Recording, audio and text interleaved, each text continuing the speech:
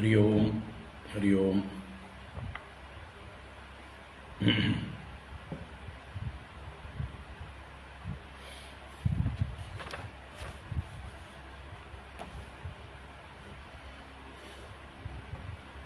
ओम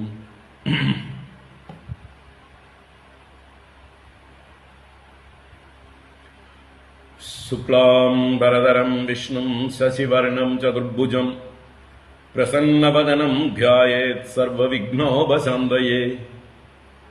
गुरवे सर्वलोकानां विषजे भवरोगिणां निधये सर्वविद्यानां दक्षिणामूर्तये नमः।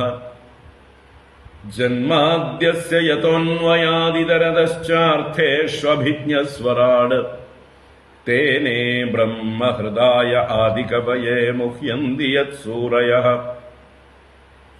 तेजो वारिमृदां यदा विनिमयो यत्र त्रिसर्गो मृषा धाम्ना स्वेन सदा निरस्तकुहकं सत्यं परं धीमहि।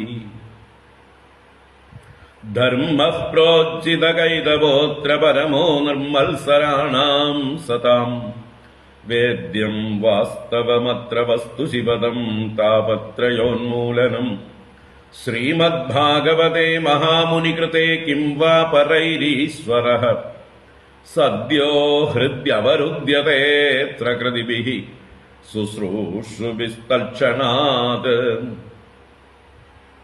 निगमकल्पतरोर्गलितं फलं सुगमुखादमृतद्रवसंयुतम् पिबत भागवतं रसमालयं मुहुरहो रसिका भुवि भावुकाः।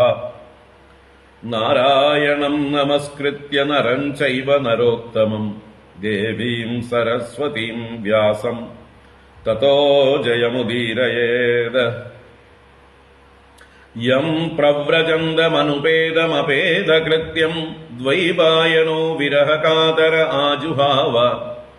पुत्रेदि तन्मयतया तरवोऽभिनेदुः तं सर्वभूतहृदयं मुनिमानतोऽस्मि।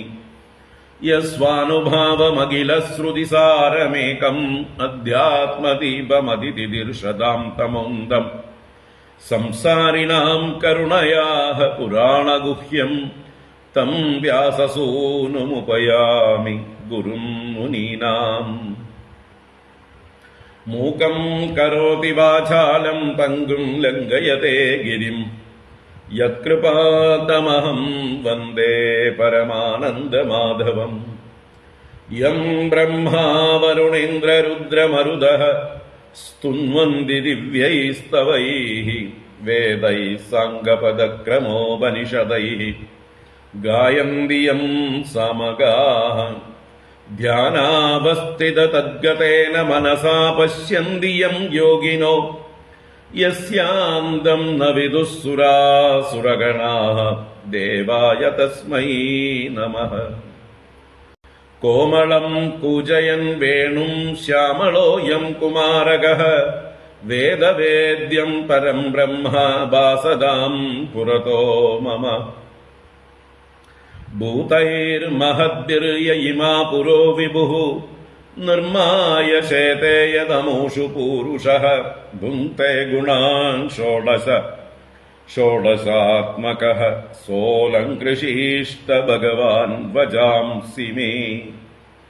सच्चिदानन्दरूपाय विश्वोत्पत्त्यादिहेतवे तापत्रयविनाशाय श्रीकृष्णाय वयं नुमः। कृष्णाय वासुदेवाय हरये परमात्मने प्रणतक्लेशनाशाय गोविन्दाय नमो नमः।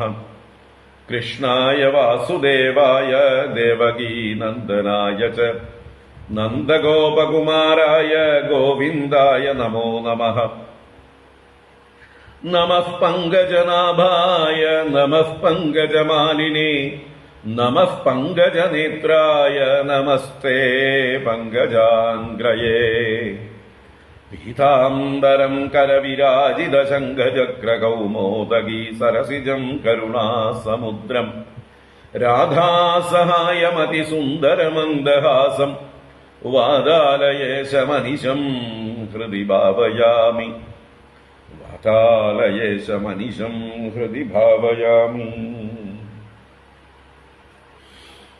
ഓം നമോ ഭഗവതേ വാസുദേവായ. ഓം നമോ നാരായണായ. ഓം ശ്രീ ഗുരുവായൂരപ്പ ശരണം. ഓം നമഃ പരമഋഷിഭ്യോ നമഃ പരമഋഷിഭ്യഃ. ശ്രീ ഗുരുഭ്യോ നമഃ. ഹരി ഓം. എല്ലാവർക്കും നമസ്കാരം. എല്ലാവർക്കും സുപ്രഭാതം, ശുഭദിനം, സുസ്വാഗതം. ഭാഗവത ജ്ഞാനഗംഗയിലേക്ക് ഏവർക്കും സുസ്വാഗതം. ഭാഗവത ജ്ഞാനഗംഗ അഷ്ടമസ്കന്ധത്തിലെ 13-ാം അധ്യായമാണ് നമ്മൾ ഇന്ന് കാണാൻ പോകുന്നത്. കഴിഞ്ഞ 12-ാം അധ്യായം ശങ്കരമോഹനം എന്നുള്ള ലീല കണ്ടു.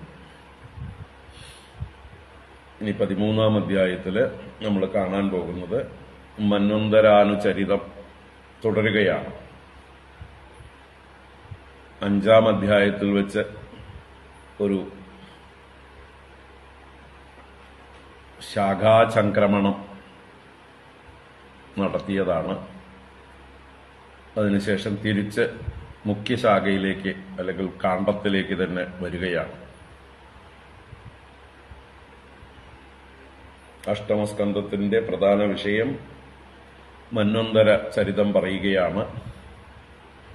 ഓരോ മന്വന്തരത്തിലും ആരാണ് മനുക്കൾ, ആരാണ് മനുപുത്രന്മാർ, ആരാണ് ദേവന്മാർ, ഇന്ദ്രൻ ആരാണ്, സപ്തർഷികൾ ആരാണ്, ഓരോ മന്വന്തരത്തിലും ഭഗവാന്റെ വിശേഷമായിട്ടുള്ള അവതാരം ഏതാണ്, ഇതാണ് മന്വന്തര ഷട്കം എന്നറിയപ്പെടുന്ന ഒരു മന്വന്തരം ഭരിക്കാനുള്ള ഭഗവാന്റെ വ്യവസ്ഥ. അങ്ങനെ 14 മന്വന്തരങ്ങൾക്കും അതാത് മന്വന്തര ഷട്കങ്ങളുണ്ട്. അപ്പൊ ആദ്യത്തെ മന്വന്തരം സ്വയംഭുവ മന്വന്തരം കണ്ടു. അതിനുശേഷം സ്വാരോജിഷം എന്ന മന്വന്തരം, മൂന്നാമതായിട്ട് ഉത്തമ മന്വന്തരം, നാലാമതായിട്ട് താമസ മന്വന്തരം, 5-ാമത് രൈവത മന്വന്തരം, 6-ാമത് ചാക്ഷുഷ മന്വന്തരം. ഈ 6 മന്വന്തരങ്ങൾ നമ്മൾ കഴിഞ്ഞു.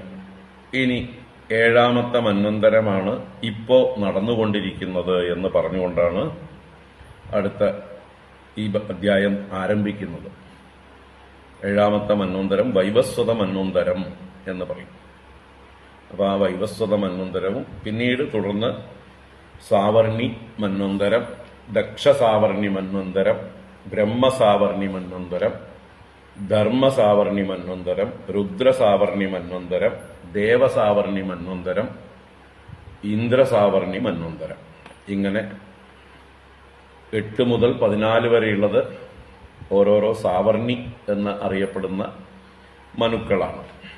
അപ്പൊ ആ മന്വന്തരത്തിലും ആരൊക്കെയാണ് മനുപുത്രന്മാർ, ദേവന്മാർ, സപ്തർഷികൾ, ഭഗവാന്റെ അവതാരം ഇന്ദ്രൻ. ഓരോ മന്വന്തരത്തിലും ഇന്ദ്രൻ ആരാണ്, സപ്തർഷികൾ ആരാണ്, ഭഗവാന്റെ അവതാരത്തിന്റെ പേരെന്താണ്, അവിടെ ഭഗവാന്റെ അവതാരം വിശേഷിച്ചെന്താണ് ചെയ്യുന്നത് ഓരോ അവതാരത്തിലും, ഇത് ചുരുക്കി പറയുകയാണ് ഇനി ഈ 13-ാം അധ്യായം. ഈ ഒരു ആശയം നമുക്ക് ഉള്ളിൽ വെച്ചുകൊണ്ട് 13-ാം അധ്യായം വായിക്കാം, എന്നിട്ട് കാണാം. ഓം നമോ ഭഗവതേ വാസുദേവായ. അഥ ശ്രീമദ്ഭാഗവതേ അഷ്ടമസ്കന്ധേ 13-ോऽധ്യായഃ. ശ്രീശുക ഉവാച. മനുർവിവസ്വതഃ പുത്രഃ ശ്രാദ്ധദേവ ഇതി ശ്രുതഃ. സപ്തമോ വർത്തമാനോ യഃ തദപത്യാനി മേ ശൃണു. ഇക്ഷ്വാകുർനഭകശ്ചൈവ ദൃഷ്ടഃ ശര്യാദിരേവ ച. നരിഷ്യന്തോ തനാഭാഗഃ സപ്തമോ ദിഷ്ട ഉച്യത്തെ. കരൂഷശ്ച പൃഷദ്രശ്ച ദശമോ വസുമാൻ സ്മൃതഃ മനോർവൈവസ്വതസ്യൈതേ ദശപുത്രാ പരന്തപ ആദിത്യാ വസവോ രുദ്രാ വിശ്വേ ദേവാ മരുദ്ഗണാഃ അശ്വിനൗ ഋഭവോ രാജൻ ഇന്ദ്രസ്തേഷാം പുരന്ദരഃ കശ്യപോത്രിർവസിഷ്ഠശ്ച വിശ്വാമിത്രോദ ഗൗതമഃ ജമദഗ്നിർഭരദ്വാജഃ ഇതി സപ്തർഷയ സ്മൃതാഃ അത്രാപി ഭഗവജ്ജന്മ കശ്യപാദതിഥേരഭൂത് ആദിത്യാനാം അവരജോ വിഷ്ണുഃ വാമനരൂപദൃക്ക് സംക്ഷേപതോ മയോക്താനി സപ്തമന്വന്തരാണി തേ ഭവിഷ്യാണ്യത വക്ഷ്യാമി വിഷ്ണോഃ ശക്ത്യാന്വിതാനി ച വിവസ്വതശ്ച ദ്വേ ജായേ വിശ്വകർമ്മസുതേ ഉഭേ സംജ്ഞാ ഛായാ ച രാജേന്ദ്ര യേ പ്രാഗ് അഭിഹിതേ തവ തൃതീയാം ബഡവാം ഏകേ താസാം സംജ്ഞാസുതാസ്ത്രയഃ യമോ യമീ ശ്രാദ്ധദേവഃ ഛായായാശ്ച സുതാൻ ശൃണു സാവർണിസ്തപതി കന്യാ ഭാര്യാ സംവരണസ്യ യാ ശനൈശ്ചരസ്തൃതീയോഭൂത് അശ്വിനൗ ബഡവാത്മജൗ അഷ്ടമ്യന്തരായാതേ സാവർണിർഭവിതാ മനുഃ നിർമോകവിരജസ്കാദ്യാഃ സാവർണിതനയാ നൃപ തത്ര ദേവാസു തപസോ വിരജാ അമൃതപ്രഭാഃ തേഷാം വിരോചനസുതോ ബലിരിന്ദ്രോ ഭവിഷ്യതി ദത്വേമാം യാചമാനായ വിഷ്ണവേ യഃ പദത്രയം രാദ്ധമിന്ദ്രപദം ഹിത്വാ തതഃ സിദ്ധിം അവാപ്സ്യതി യോസൗ ഭഗവതാ ബദ്ധഃ പ്രീതേന സുതലേ പുനഃ നിവേശിതോധികേ സ്വർഗാദ് അധുനാസ്തേ സ്വരാടിവ ഗാലവോ ദീപ്തിമാൻ രാമോ ദ്രോണപുത്രകൃപസ്തഥാ ഋഷ്യശൃംഗഃ പിതാസ്മാകം ഭഗവാൻ ബാദരായണഃ ഇമേ സപ്തർഷയസ്തത്ര ഭവിഷ്യന്തി സ്വയോഗതഃ ഇദാനീം ആസതേ രാജൻ സ്വേ സ്വേ ആശ്രമമണ്ഡലേ ദേവഗുഹ്യാത് സരസ്വത്യാം സാർവഭൗമ ഇതി പ്രഭുഃ സ്ഥാനം പുരന്ദരാധൃത്വാ ബലയേ ദാസ്യതീശ്വരഃ നവമോ ദക്ഷസാവർണിഃ മനുഃ വരുണസംഭവഃ ഭൂതകേതുർദീപ്തകേതുരിത്യാദ്യാ തൽസുതാ നൃപ പാരാമരീചിഗർഭാദ്യാ ദേവാ ഇന്ദ്രോത്ഭുതസ്മൃതഃ ദ്യുതിമൽപ്രമുഖാ സ്വത്ര ഭവിഷ്യന്തി ഋഷയസ്തതഃ ആയുഷ്മതോ അംബുധാരായാം ഋഷഭോ ഭഗവത്കലാ ഭവിതാ യേന സംരാദ്ധാം ത്രിലോകീം ഭോക്ഷ്യത്തെ അത്ഭുതഃ ദശമോ ബ്രഹ്മസാവർണിഃ ഉപശ്ലോകസുതോ മഹാൻ തൽസുതാ ഭൂരിഷേണാദ്യാഃ വിഷ്മത്പ്രമുഖാ ദ്വിജാഃ ഹവിഷ്മാൻ സുകൃതിഃ സത്യോ ജയോ മൂർത്തിസ്തദാ ദ്വിജാഃ സുവാസനവിരുദ്ധാദ്യാ ദേവാ ശംഭുഃ സുരേശ്വരഃ വിശ്വക്സേനോ വിഷൂച്യാം തു ശംഭോഃ സഖ്യം കരിഷ്യതി ജാതസ്വാംശേന ഭഗവാൻ ഗൃഹേ വിശ്വസൃജോ വിഭുഃ മനുർവൈ ധർമ്മസാവർണിഃ ഏകാദശമ ആത്മവാൻ അനാഗതാസ്തൽസുതാശ്ച സത്യധർമാദയോ ദശ വിഹംഗമാ കാമഗമാ നിർവാണരുചയസുരാഃ ഇന്ദ്രശ്ച വൈധൃതസ്തേഷാം ഋഷയശ്ചാരുണാദയഃ ആര്യകസ്യ സുതസ്തത്ര ധർമ്മസേതുരിതി സ്മൃതഃ വൈധൃതായാം ഹരേരംശഃ ത്രിലോകീം ധാരയിഷ്യതി ഭവിതാ രുദ്രസാവർണീ രാജൻ ദ്വാദശമോ മനുഃ ദേവവാനുപദേവശ്ച ദേവശ്രേഷ്ഠാദയഃ സുതാഃ ഋതധാമാ ച തത്രേന്ദ്രോ ദേവാശ്ച ഹരിതാദയഃ ഋഷയശ്ച തപോമൂർത്തിഃ തപസ്വ്യാഗ്നീദ്രഗാദയഃ സ്വധാമാഖ്യോ ഹരേരംശഃ സാധയിഷ്യതി തന്മനോഃ അന്തരം സത്യസഹസഃ സുനൃതായാഃ സുതോ വിഭുഃ മനുസ്ത്രയോദശോ ഭാവ്യോ ദേവസാവർണിരാത്മവാൻ ചിത്രസേന വിചിത്രാദ്യാഃ ദേവസാവർണിദേഹജാഃ ദേവാസു കർമ്മസൂത്രാമസംജ്ഞാ ഇന്ദ്രോ ദിവസ്പതി നിർമോകതത്വദർശാദ്യാ ഭവിഷ്യന്തി ഋഷയസ്തദാം ദേവഹോത്രസ്യ തനയഃ ഉപഹർത്താ ദിവസ്പതേഃ യോഗേശ്വരോ ഹരേരംസോ ബൃഹത്യാം സംഭവിഷ്യതി മനുർവാ ഇന്ദ്രസാവർണിഃ ചതുർദശമയേഷ്യതി ഉരുഗംഭീരബുദ്ധ്യാദ്യാ ഇന്ദ്രസാവർണിവീര്യജാഃ പവിത്രാശ്ചാക്ഷുഷാ ദേവാഃ ശുചിരിന്ദ്രോ ഭവിഷ്യതി അഗ്നിർബാഹുഃ ശുചിഃ ശുദ്ധോ മാഗധാദ്യാസ്തപസ്വിനഃ സത്രായണസ്യ തനയോ ബൃഹദ്ഭാനുസ്തദാ ഹരിഃ വിതാനായാം മഹാരാജ ക്രിയാതന്തൂൻവിതായിത രാജൻ ചതുർദശൈതാനി ത്രികാലാനുഗതാനി തേ പ്രോക്താന്യേഭിർമിതകൽപോ യുഗസഹസ്രപര്യയഃ. ഹരി ഓം. ഇത് ശ്രീമദ്ഭാഗവതേ മഹാപുരാണേ പാരമഹംസ്യാം സംഹിതായാം അഷ്ടമസ്കന്ധേ മന്വന്തരാനുവർണ്ണനം നാമ ത്രയോദശോऽധ്യായഃ. സർവത്ര ഗോവിന്ദനാമ സങ്കീർത്തനം. ഗോവിന്ദ ഗോവിന്ദ. നാരായണാഖില ഗുരോ ഭഗവൻ നമസ്തേ. നാരായണാഖില ഗുരോ ഭഗവൻ നമസ്തേ. നാരായണാഖില ഗുരോ ഭഗവൻ നമസ്തേ.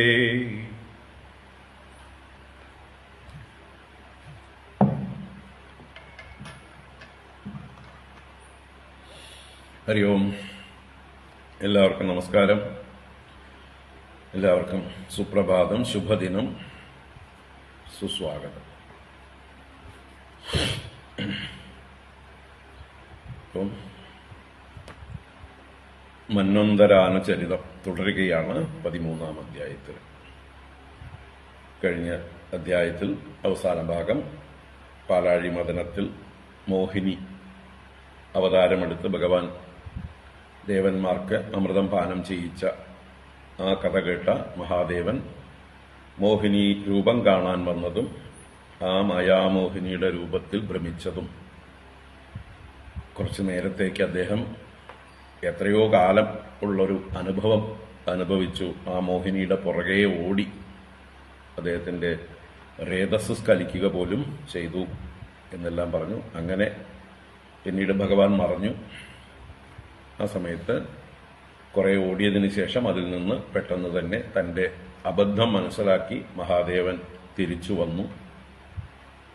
അപ്പോഴേക്കും ഭഗവാൻ തന്നെ പ്രത്യക്ഷനായി, വിഷ്ണു രൂപത്തിൽ പ്രത്യക്ഷനായിക്കൊണ്ട് മഹാദേവനെ അഭിനന്ദിച്ചു, പ്രശംസിച്ചു.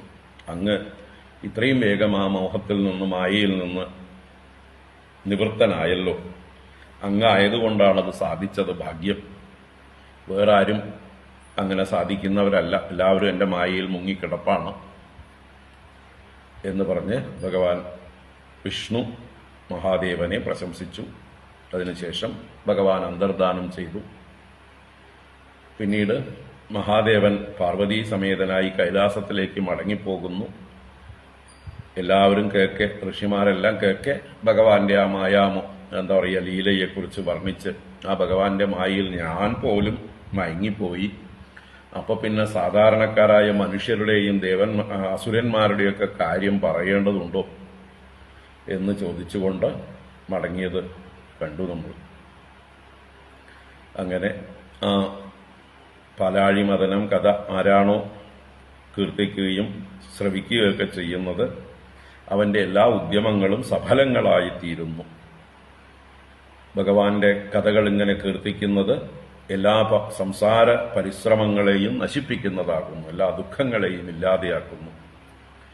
അങ്ങനെയുള്ള കപട യുവതിയായി മോഹിനി വേഷം ധരിച്ച് അസുരന്മാരെ വഞ്ചിച്ച് ദേവന്മാരെ അമൃതപാനം ചെയ്യിച്ച ആ മോഹിനി അവതാരമൂർത്തിക്ക് നമസ്കാരം എന്ന് പറഞ്ഞുകൊണ്ടാണ് കഴിഞ്ഞ അധ്യായം സുഖബ്രഹ്മർഷി സമർപ്പിച്ചത്. അതിനുശേഷം 13-ാം അധ്യായത്തിലേക്ക് പ്രവേശിക്കുന്നു. സുഖബ്രഹ്മർഷി 5-ാം അധ്യായത്തിൽ നിർത്തിയെടുത്തുനിന്ന് തുടരുകയാണ്.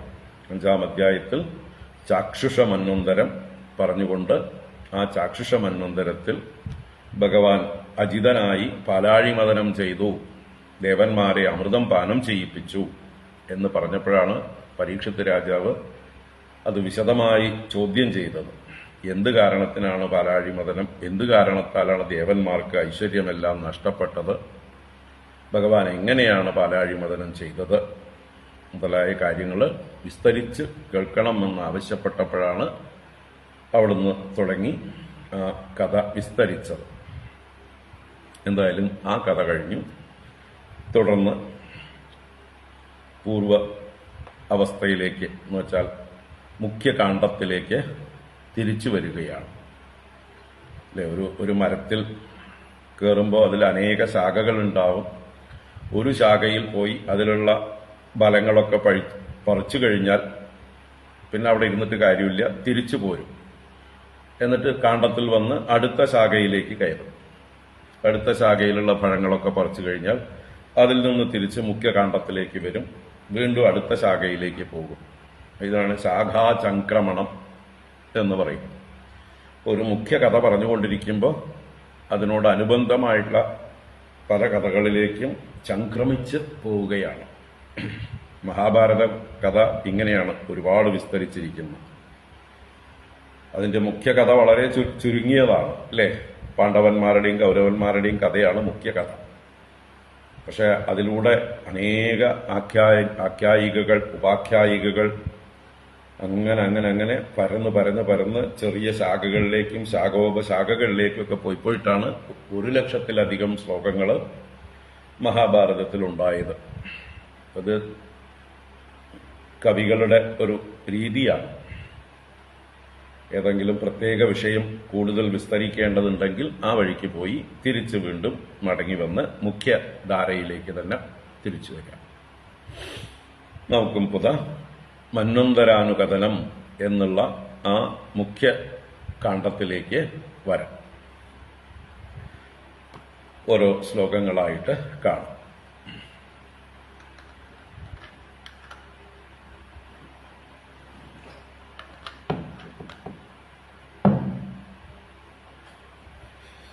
നാരായണ. അത ശ്രീമദ്ഭാഗവതേ അഷ്ടമസ്കന്ധേ ത്രയോദശോऽധ്യായः. ശ്രീശുക ഉവാച മനുർവിവസ്വതഃ പുത്രഃ ശ്രാദ്ധദേവ ഇതി ശ്രുതഃ സപ്തമോ വർത്തമാനോ യഃ തദപത്യാനി മേ ശൃണു. ഇക്ഷ്വാകുർനപകശ്ചൈവ ദൃഷ്ടശര്യാദിരേവ ച നരിഷ്യന്തോദനാഭാഗഃ സപ്തമോ ദിഷ്ട ഉച്യത്തെ. കരൂഷശ്ച വൃഷദ്രശ്ച ദശമോ വസുമാൻ സ്മൃതഃ മനോർവൈവസ്വതസ്യേതേ ദശപുത്രാഃ പരന്തപ. ആദ്യത്തെ 3 ശ്ലോകങ്ങളെ കൊണ്ട് മനുവിനെയും മനുപുത്രന്മാരെയും പറയണം. 7ാമത്തെ മന്വന്തരത്തിലെ മനു വൈവസ്വത മനുവാണ്. അപ്പൊ ആ വൈവസ്വത മനുവിനെയും അദ്ദേഹത്തിന്റെ പുത്രന്മാരെയും നമുക്ക് പേരെടുത്ത് പറഞ്ഞു തരികയാണ്.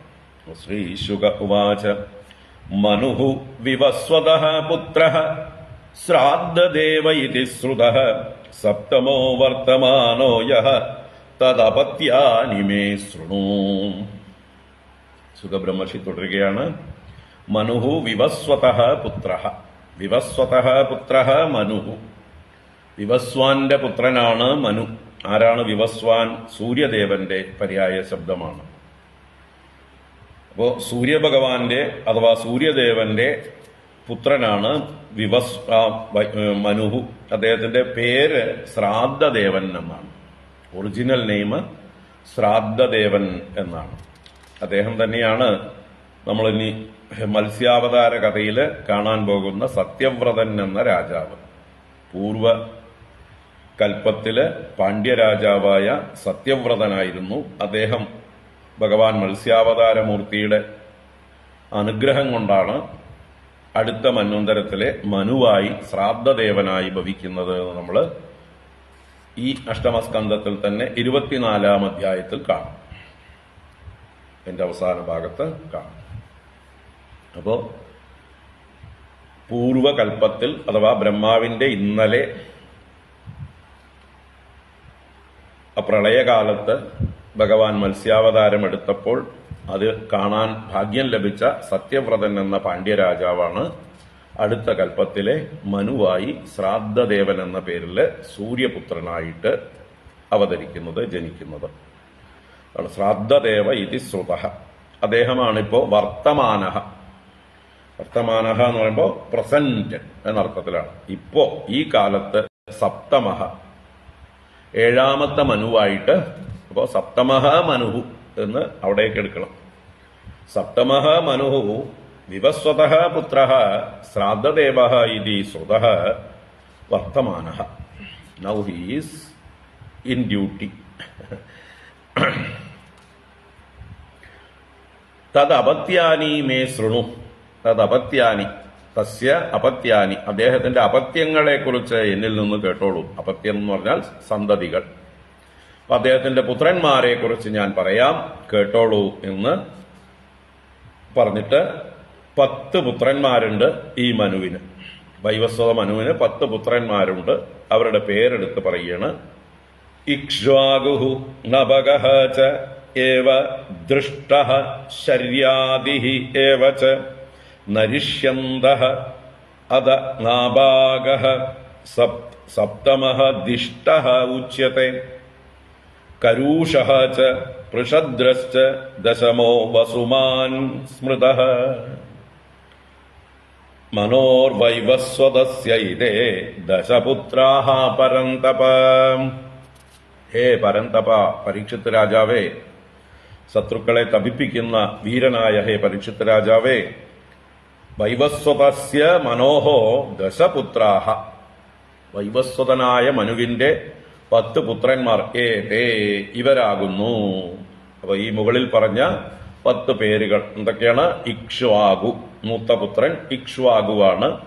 രണ്ടാമൻ നഭകൻ, മൂന്നാമൻ ദൃഷ്ടൻ, നാലാമൻ ശര്യാദി, അഞ്ചാമൻ നരിഷ്യന്തൻ, ആറാമൻ നാഭാഗൻ, ഏഴാമൻ സപ്തമഹ തന്നെ എടുത്തു പറഞ്ഞുകൊണ്ട് ഏഴാമൻ ദിഷ്ടൻ എന്ന് പറഞ്ഞു ഉച്ചതേ പറയപ്പെടുന്നു. പിന്നീട് 8ാമനായി കരൂഷൻ, 9ാമനായി പൃഷദ്രൻ, ദശമോ വസുമാൻ, 10ാമനായി വസുമാൻ സ്മൃത സ്മരിക്കപ്പെടുന്നു, അറിവുള്ളവർ പറയുന്നു എന്നാണ്. അപ്പൊ ഇവരാരാണ്? ഏതേ വൈവസ്വതസ്യ മനോഹോ ദശപുത്രാഹ, വൈവസ്വതൻ എന്ന മനുവിന്റെ 10 പുത്രന്മാരാകുന്നു.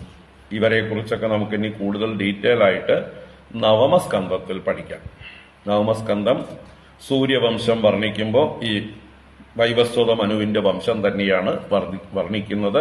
ഇതിൽ ഓരോരുത്തരുടെയും കഥകൾ വർണ്ണിക്കുന്നുണ്ട്. ചിലരുടെ കഥകൾ വളരെ വിസ്തരിച്ചും ചിലർക്ക് വലിയ കഥയൊന്നും ഇല്ലാത്തത് കൊണ്ട് ചുരുക്കിയും 2 ശ്ലോകം കൊണ്ടോ 3 ശ്ലോകം കൊണ്ടോ പല ഈ മനുപുത്രന്മാരുടെ കഥയും പറയും.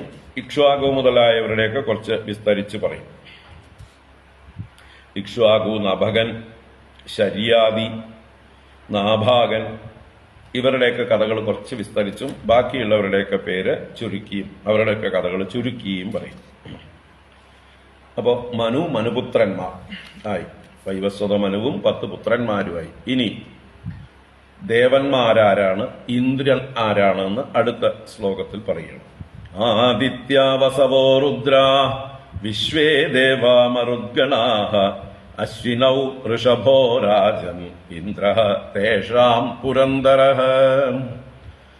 ആദിത്യോ വസവോ രുദ്രാ വിശ്വേ ദേവാ മരുദ്ഗണാഃ അശ്വിനൗ ഋഷഭോ രാജൻ ഇന്ദ്രസ്തേഷാം പുരന്ദരഃ.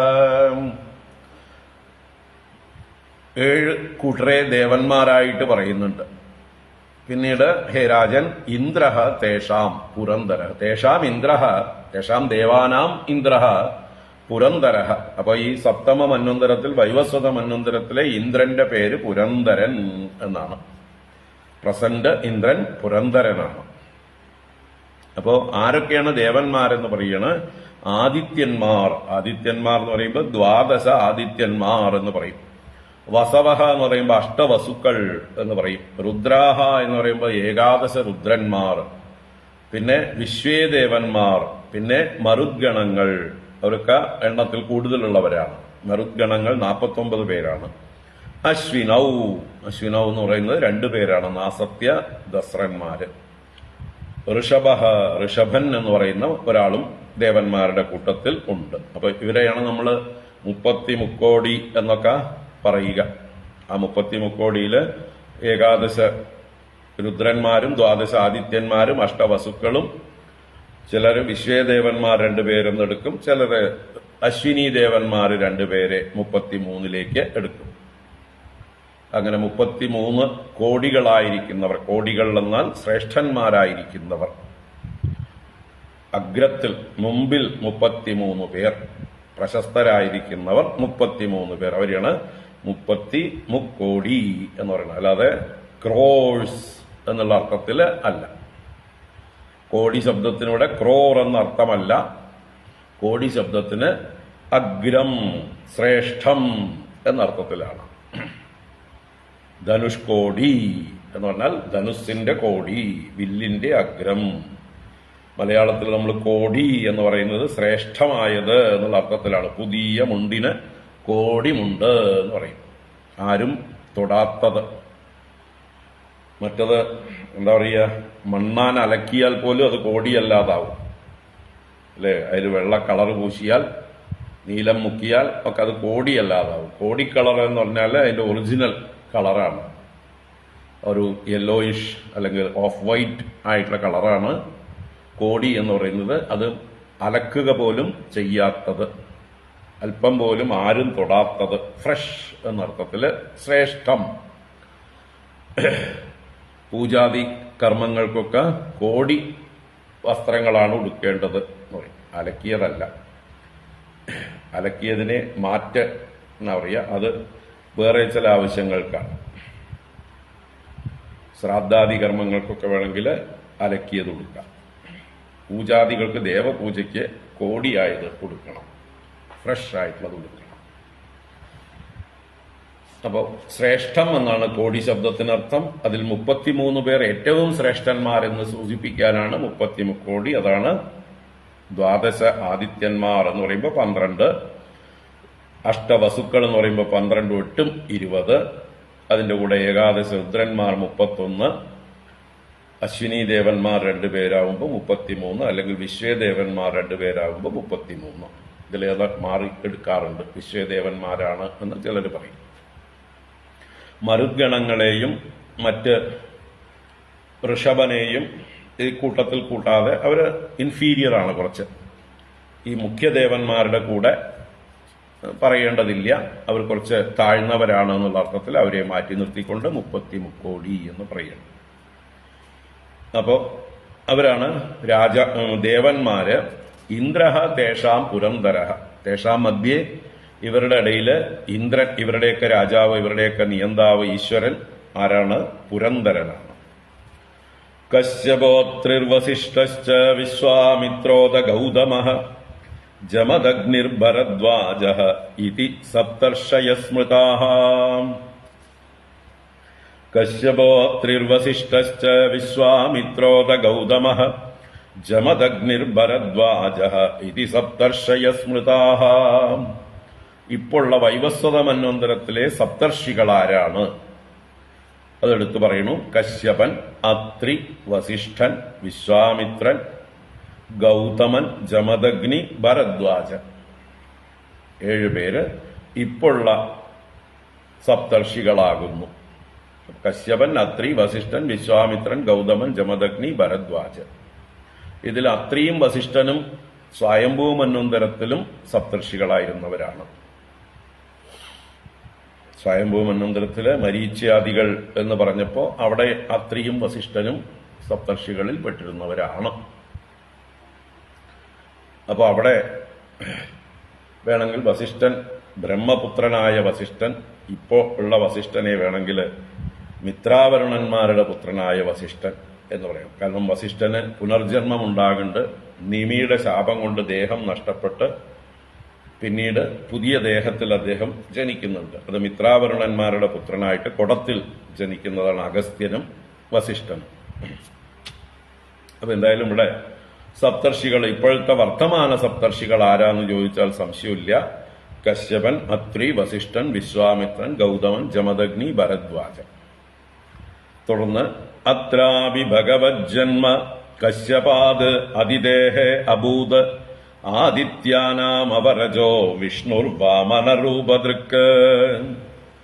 അത്രാപി ഭഗവജ്ജന്മ കശ്യപാദതിദേരഭൂത് ആദിത്യാനാമവരജോ വിഷ്ണു വാമനരൂപദൃക്ക്. അത്രാപി ഇവിടെയും, ഇവിടെ എന്ന് പറഞ്ഞാൽ ഇൻ ദിസ് പ്രസന്റ് മന്വന്തര, ദിസ് വൈവസ്വത മന്വന്തര, അത്രാപി ഭഗവത് ജന്മ, ഭഗവാന്റെ അവതാരം, ഭഗവാന്റെ ജന്മം എവിടെന്ന്? കശ്യപാത് അതിദേഹേ അഭൂത്, കശ്യപനിൽ നിന്ന് അതിഥിയിൽ, അതിഥിക്ക് പുത്രനായി ഭവിച്ചു. ആദിത്യാനാം അവരജ, അതിഥിയുടെ പുത്രന്മാരായതുകൊണ്ട് ആദിത്യന്മാരെന്ന് പറയപ്പെടുന്നു. അവരിൽ അവരജനായിട്ട്, അവരജൻ എന്ന് പറഞ്ഞാൽ ഏറ്റവും കനിഷ്ഠനായിട്ട്, അനുജനായിട്ട്, ബാക്കിയുള്ള 11 പേര് ജ്യേഷ്ഠന്മാരാണ്. വാമനൻ ആയിട്ട് വിഷ്ണു വാമന രൂപതൃക്ക്, ഉപേന്ദ്രൻ, വാമനൻ എന്നൊക്കെ പേരിൽ അറിയപ്പെടുന്ന ആ ഭഗവാൻ 12ാമനായിട്ടാണ് ജനിച്ചത്. അതുകൊണ്ട് അവരജഹ എന്ന് പറഞ്ഞു. വിഷ്ണു വാമന രൂപതൃക്ക്, വാമന രൂപത്തെ ധരിച്ചവൻ. അപ്പോ ഉപേന്ദ്രനും വാമനനുമായിരിക്കുന്ന 12ാമനായ ആദിത്യനാണ് ഭഗവാന്റെ അവതാരം. സംക്ഷേപതോ മയോക്താനി സപ്തമന്വന്തരാണി തേ ഭവിഷ്യാണ്യത വക്ഷ്യാമി വിഷ്ണോഃ ശക്ത്യാന്വിതാനി ച. സംക്ഷേപതോ മയോക്താനി സപ്തമന്വന്തരാണി തേ ഭവിഷ്യാണ്യത വക്ഷ്യാമി വിഷ്ണോഃ ശക്ത്യാന്വിതാനി ച. അപ്പോ വാമനാവതാരത്തെക്കുറിച്ച് വിസ്തരിക്കാതെ ചാടിപ്പോവണം, നേരെ മുഖ്യശാഖയിലൂടെ തന്നെ പോവുകയാണ് ശുകബ്രഹ്മർഷി. ഇനി വരാനിരിക്കുന്ന മന്വന്തരങ്ങളിലെയും മനുക്കളെ കുറിച്ച് പറയാം എന്ന് പറയുന്നു. സംക്ഷേപതഃ മയാ ഉക്താനി സപ്തമന്വന്തരാണി തേ, തേ നിനക്കായിക്കൊണ്ട് സപ്തമന്വന്തരാണി സംക്ഷേപതഃ മയാ ഉക്താനി, 7 മന്വന്തരങ്ങളെ കുറിച്ച് സംക്ഷേപിച്ച് എന്നാൽ പറയപ്പെട്ടിരിക്കുന്നു.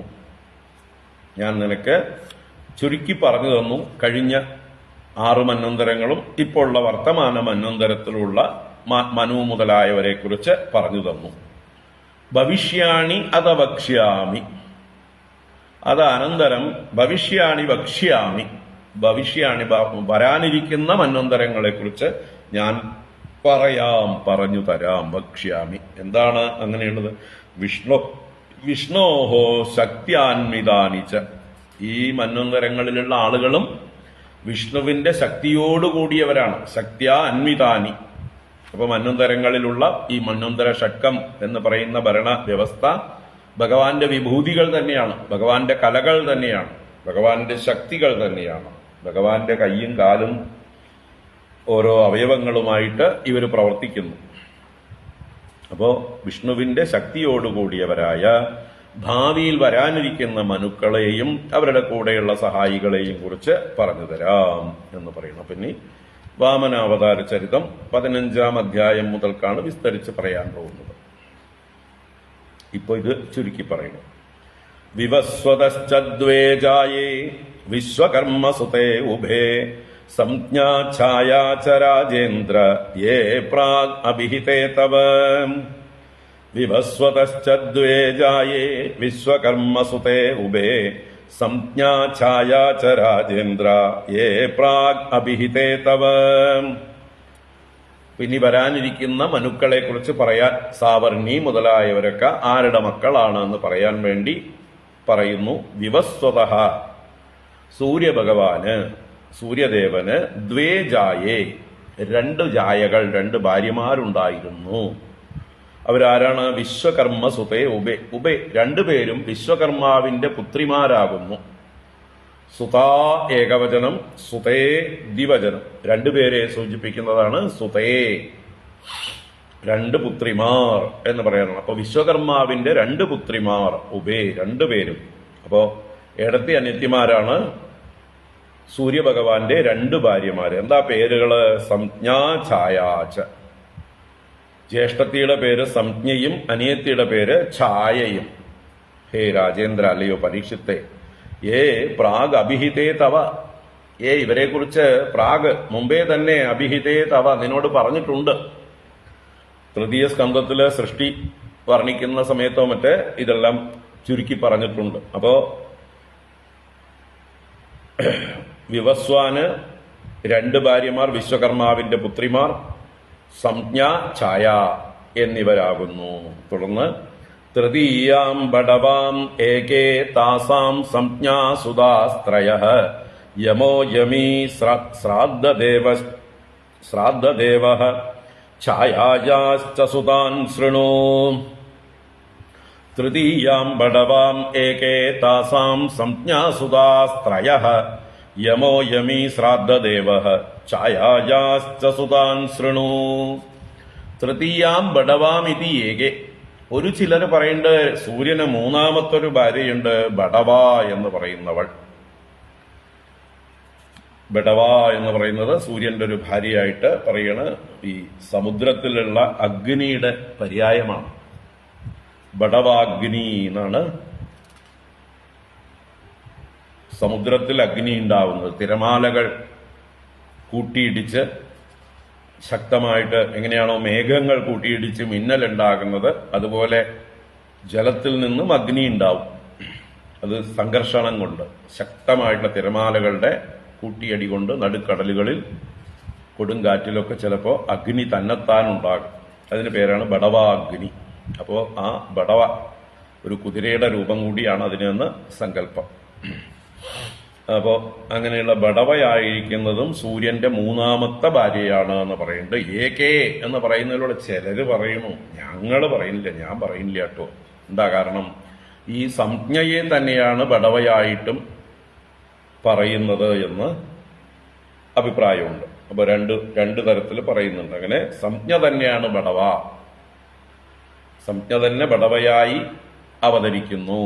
ലക്ഷ്മി ദേവി രുക്മിണിയും സീതയും ഒക്കെ ആവുന്നത് പോലെ സംജ്ഞയുടെ അംശം തന്നെയാണ് ബടവ. അതുകൊണ്ട് 2ആയിട്ട് പറയില്ല, ഒന്ന് തന്നെയെന്ന് പറഞ്ഞാലും മതി എന്നാണ് ഇവിടെ സൂചന. അപ്പൊ സൂര്യന് സംജ്ഞയും ഛായയും മുഖ്യ പത്നിമാർ, ആ സംജ്ഞയുടെ തന്നെ അംശമായിരിക്കുന്ന ബടവയെ 3-മതായിട്ട് ചിലർ പറയുന്നു എന്നാണ് ഇവിടെ പറഞ്ഞത്. അപ്പൊ അതിൽ താസാം എന്ന് പറഞ്ഞാൽ ഈ 3 പേരിൽ വെച്ച് സംജ്ഞാസുതാഹ ത്രയഃ, സംജ്ഞയ്ക്ക് പുത്രന്മാർ 3 അല്ലെങ്കിൽ സന്തതികൾ 3. ആരൊക്കെയാണ്? യമോ യമീ ശ്രാദ്ധദേവഃ. യമഃ എന്ന് പറഞ്ഞാൽ മൃത്യുദേവൻ, യമൻ സൂര്യദേവന്റെ പുത്രനാണ്. യമി എന്ന് പറഞ്ഞാൽ യമുന, കാളിന്തി എന്നൊക്കെ അറിയപ്പെടുന്ന നദി. ആ യമുനാ നദി യമന്റെ സഹോദരിയാണ്, സൂര്യപുത്രിയാണ്. ശ്രാദ്ധദേവഃ ഇപ്പൊ പറഞ്ഞ വൈവസ്വത മനു, അതാണ് ശ്രാദ്ധദേവൻ എന്ന് പറഞ്ഞത്. അപ്പൊ വൈവസ്വത മനുവും ആദ്യത്തെ സംജ്ഞ എന്ന ഭാര്യയിലെ മക്കളാകുന്നു. യമൻ, യമുന, ശ്രാദ്ധദേവൻ എന്ന മനു. ഛായായാഹ സുതാൻ ശൃണു, ഛായയുടെ മക്കളെ കുറിച്ച് കേട്ടോളൂ. 2-മത്തെ ഭാര്യയായ ഛായയുടെ മക്കളെ കുറിച്ച് കേട്ടോളൂ എന്ന് പറയണം. സാവർണിസ്തപതി കന്യാ ഭാര്യ സംവരണസ്യ ശനൈശ്ചരസ്തൃതിയോ ഭൂത് അശ്വിനൗ ബടവാത്മജൗ. സാവർണിസ്തപതി കന്യാ ഭാര്യ സംവരണസ്യ ശനൈശ്ചരസ്തൃതിയോ ഭൂത് അശ്വിനൗ ബടവാത്മജൗ. അപ്പൊ ഛായയുടെ പുത്രന്മാരുടെ പേര് പറയണ സാവർണിഹി തപതി കന്യയാണ്. 2-മത്തവള് സാവർണിയുടെ സഹോദരിയാണ്, തപതി, അവൾ കന്യയാണ്. അവള് ഭാര്യ സംവരണസ്യ ഏതൊരുവളാണോ സംവരണന്റെ ഭാര്യയാകുന്നു. സംവരണൻ എന്നുള്ള ആളുടെ ഭാര്യയാണ് തപതി എന്ന് പറയുന്ന സൂര്യപുത്രി, ഛായയുടെ മകൾ. ശനൈശ്ചര തൃതീയോഭൂത്, 3-മനായിട്ട് ഛായയുടെ പുത്രനായിട്ട് ശനൈശ്ചര, നമ്മൾ ശനീശ്വരൻ എന്ന് വിളിക്കുന്ന ശനൈശ്ചരൻ, മന്ദൻ, ശനിഗ്രഹം അല്ലെ, അത് മന്ദനായിട്ട് ഗമിക്കുന്നത് കൊണ്ടാണ് ശനൈഹി ചരതീതി ശനൈശ്ചര, പതുക്കെ ചരിക്കുന്നവൻ, അതാണ് ശരി. ശനൈശ്ചരനാണ് പറഞ്ഞു ശനീശ്വരനായിട്ട് മാറുന്നത്. അപ്പോ ഛായാ മാർത്താണ്ഡ സംഭൂതം അല്ലെ, ഛായയ്ക്കും മാർത്താണ്ഡനും സംഭവിച്ചവനാണ്. നീലാഞ്ജന സമാഭാസം രവിപുത്രം യമാഗ്രജം ഛായാമാർത്താണ്ഡ സംഭൂതം തം നമാമി ശനൈശ്ചരം. ആ ശനൈശ്ചരനെ ഞാൻ നമസ്കരിക്കുന്നു. ഛായാമാർത്താണ്ഡ സംഭൂതമാണ്. ഛായ എന്ന അമ്മയ്ക്കും മാർത്താണ്ഡൻ അഥവാ സൂര്യനും സംഭവിച്ചവൻ. ശനൈശ്ചര തൃതീയോഭൂത് അശ്വിനൗ ബടവാത്മജൗ, സൂര്യന്റെ പുത്രന്മാർ തന്നെയാണ് അശ്വിനി ദേവന്മാർ രണ്ടുപേര്, നാസത്യ ദസ്രന്മാർ എന്നറിയപ്പെടുന്നവർ. അവര് ബടവയുടെ പുത്രന്മാരായിട്ടാണ് പറയപ്പെടുന്നത്. ഈ സംജ്ഞ തന്നെ ബടവയായി എന്ന് പറഞ്ഞില്ലേ, അല്ലെങ്കിൽ മൂന്നാമത്തെ പത്നിയായ ബടവയായിട്ട് പറയപ്പെടുന്നുണ്ടല്ലോ. ആ ബടവയുടെ ആത്മജന്മാരാണ് രണ്ടുപേരാണ് അശ്വിനൗ, അശ്വിനി ദേവന്മാര്. നാസത്യൻ ദസ്രൻ രണ്ടുപേരാണ്. നാസത്യ ദസ്രൗ. അഷ്ടമേന്തരായാതേ സാവർണിർഭവിതാ മനുഃ നിർമോക വിരജസ്കാദ്യാഹ സാവർണിതനയാ നൃപ. അപ്പൊ എന്തിനാണ് ഈ സാവർണിയെ കുറിച്ച് പറഞ്ഞത്? സൂര്യപുത്രനാണ്, സൂര്യന് ഛായയിൽ ഉണ്ടായ പുത്രനാണ് സാവർണി എന്ന് പറഞ്ഞിട്ട് അഷ്ടമേ അന്തരേ ആയാതേ, എട്ടാമത്തെ അന്തരം മന്വന്തരം ആവുമ്പോൾ, ആയാതേ സതി സാവർണി ഭവിതാ മനുഃ, സാവർണി മനുവായി ഭവിക്കും. ഈ സാവർണിയുടെ കഥ നമ്മൾ ദേവീ മാഹാത്മ്യത്തിൽ കേട്ടിട്ടുണ്ട്, മാർക്കണ്ഡേയ പുരാണത്തില് അല്ലെ. ആരാണ് സാവർണി മനുവായിട്ട് വരുന്നത്? സുരതൻ എന്ന രാജാവാണ്. ആ കൽപ്പത്തില് ഒരു സ്വാരോജിഷ മന്വന്തരത്തിൽ സുരതൻ എന്ന രാജാവായിരുന്ന ആള് ദേവീ ഉപാസന കൊണ്ട് ദേവിയുടെ അനുഗ്രഹത്താൽ ഇവിടെ സൂര്യപുത്രനായി അവതരിച്ച് സാവർണി മനുവായി എട്ടാമത്തെ മന്വന്തരാധിപതിയായി ഭൂമിയുടെ മുഴുവൻ ചക്രവർത്തിയായി വാഴും. അതാണ് ഇവിടെ അഷ്ടമേ അന്തരേ ആയാതേ സതി സാവർണി ഭവിതാ മനു, സാവർണി മനുവായി ഭവിക്കും. നിർമോക വിരജസ്ക ആദ്യാഹ സാവർണി തനയാ നൃപ. നിർമോകൻ വിരജസ്കൻ ആദ്യാഹ മുതലായവർ സാവർണിയുടെ പുത്രന്മാരായിട്ട് ഭവിക്കും. അപ്പൊ ഇവരാണ് ആദ്യത്തെ പുത്രന്മാര്. പിന്നെയും പുത്രന്മാരുണ്ട്, എത്ര എണ്ണം എന്നൊന്നും ഇവിടെ പറഞ്ഞില്ല. മറ്റു പല പുരാണങ്ങളിലും ചിലപ്പോ പറയും. എന്തായാലും ഇവിടെ രണ്ടുപേരുടെ പേരെ എടുത്തു പറഞ്ഞിട്ടുള്ളൂ. മുമ്പേ പറഞ്ഞിട്ട് എല്ലാ പുരാണങ്ങളിലും മന്വന്തരാനുചരിതം വർണ്ണിച്ചിട്ടുണ്ട്, വർണ്ണിക്കേണ്ടതാണ്. ഈ പുരാണ ലക്ഷണങ്ങളിൽ പ്രധാനപ്പെട്ട ഒന്നാണ് മന്വന്തരാനുകഥ. അപ്പൊ എല്ലാ പുരാണത്തിലും ഈ മന്വന്തര ചരിതം പറയും. അപ്പൊ അതിലൊക്കെ ഈ പേരുകൾ ഉണ്ടാവും. ചിലപ്പോൾ വിശദമായിട്ട് തന്നെ എല്ലാവരുടെ പേരും ഉണ്ടാവും. ഇവിടെ ചുരുക്കി ചിലയിടത്ത് പറയും. അതാണ് നിർമോക വിരജസ്ക ആദ്യാഹ. നിർമോകനും വിരജസ്കനും സാവർണിയുടെ പുത്രന്മാരാകുന്നു. തത്ര ദേവാസു തപസോ വിരജ അമൃതപ്രഭാഹ തേഷാം വിരോചനസുതോ ബലിരിന്ദ്രോ ഭവിഷ്യതി. തത്ര ദേവാസു തപസോ വിരജ അമൃതപ്രഭാഹ. തത്ര ആ സാവർണി മന്വന്തരത്തിൽ അർത്ഥം അവിടെ എന്നാണ്. അവിടെ എന്ന് പറഞ്ഞാൽ വരാനിരിക്കുന്നതാണ്, പരോക്ഷമാണ്, പ്രസന്റ് അല്ല. അത്ര എന്ന് പറയാനില്ല. വൈവസ്വത മന്വന്തരത്തെ പറയുമ്പോൾ അത്ര എന്ന് പറഞ്ഞു, അത്ര ബി എന്ന് പറഞ്ഞു. ഇനി തത്ര അവിടെ ആരാണ്? ദേവാഹ, ദേവന്മാരാരാണ്? സുതപസഹ വിരജാഹ അമൃതപ്രഭാഹ. ഗ്രൂപ്പുകളാണ്. സുതപസ്സുകൾ എന്നൊരു ഗ്രൂപ്പ്, വിരജന്മാർ എന്നൊരു ഗ്രൂപ്പ്, അമൃതപ്രഭന്മാർ എന്നൊരു 3 ഗ്രൂപ്പും കൂടി ചേർന്നാണ് ദേവന്മാരായിട്ട് വാഴുന്നത്. തേഷാം വിരോചനസുതഃ ബലിഹി ഇന്ദ്രഃ ഭവിഷ്യതി. തേഷാം ഇവരുടെ ഇടയില് ഇവരുടെയൊക്കെ ഇന്ദ്രനായിട്ട് വിരോചനസുതഃ ബലിഹി ഭവിഷ്യതി. വിരോചനപുത്രൻ, പ്രഹ്ലാദന്റെ പുത്രനായ വിരോചനൻ എന്ന അസുരരാജാവിന്റെ പുത്രനായ ബലിഹി, മഹാബലിഹി ഇന്ദ്രഃ ഭവിഷ്യതി, ഇന്ദ്രനായി ഭവിക്കും. അപ്പോ സാവർണി മന്വന്തരത്തിലെ ഇന്ദ്രന്റെ പേര് മഹാബലി. ഇപ്പോഴുള്ള ഇന്ദ്രൻ പുരന്ദരൻ. അപ്പൊ ഇനി ആ ബലിയുടെ മാഹാത്മ്യം ഒന്ന് സൂചിപ്പിക്കണം. എന്തുകൊണ്ടാണ് ദേവന്മാരുടെ ഇടയിൽ ബലി ഇന്ദ്രനായി തീർന്നത് എന്ന് ആ കഥയെ ഒന്ന് സൂചിപ്പിച്ചു പോകണം.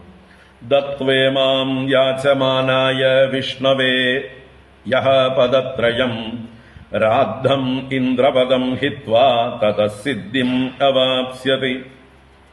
യോസൗ ഭഗവതാ ബദ്ധഃ പ്രീതേന സുതലേ പുനഃ നിവേശിതോ അധികേ സ്വർഗാത് അധുനാസ്തേ സ്വരാടിവ.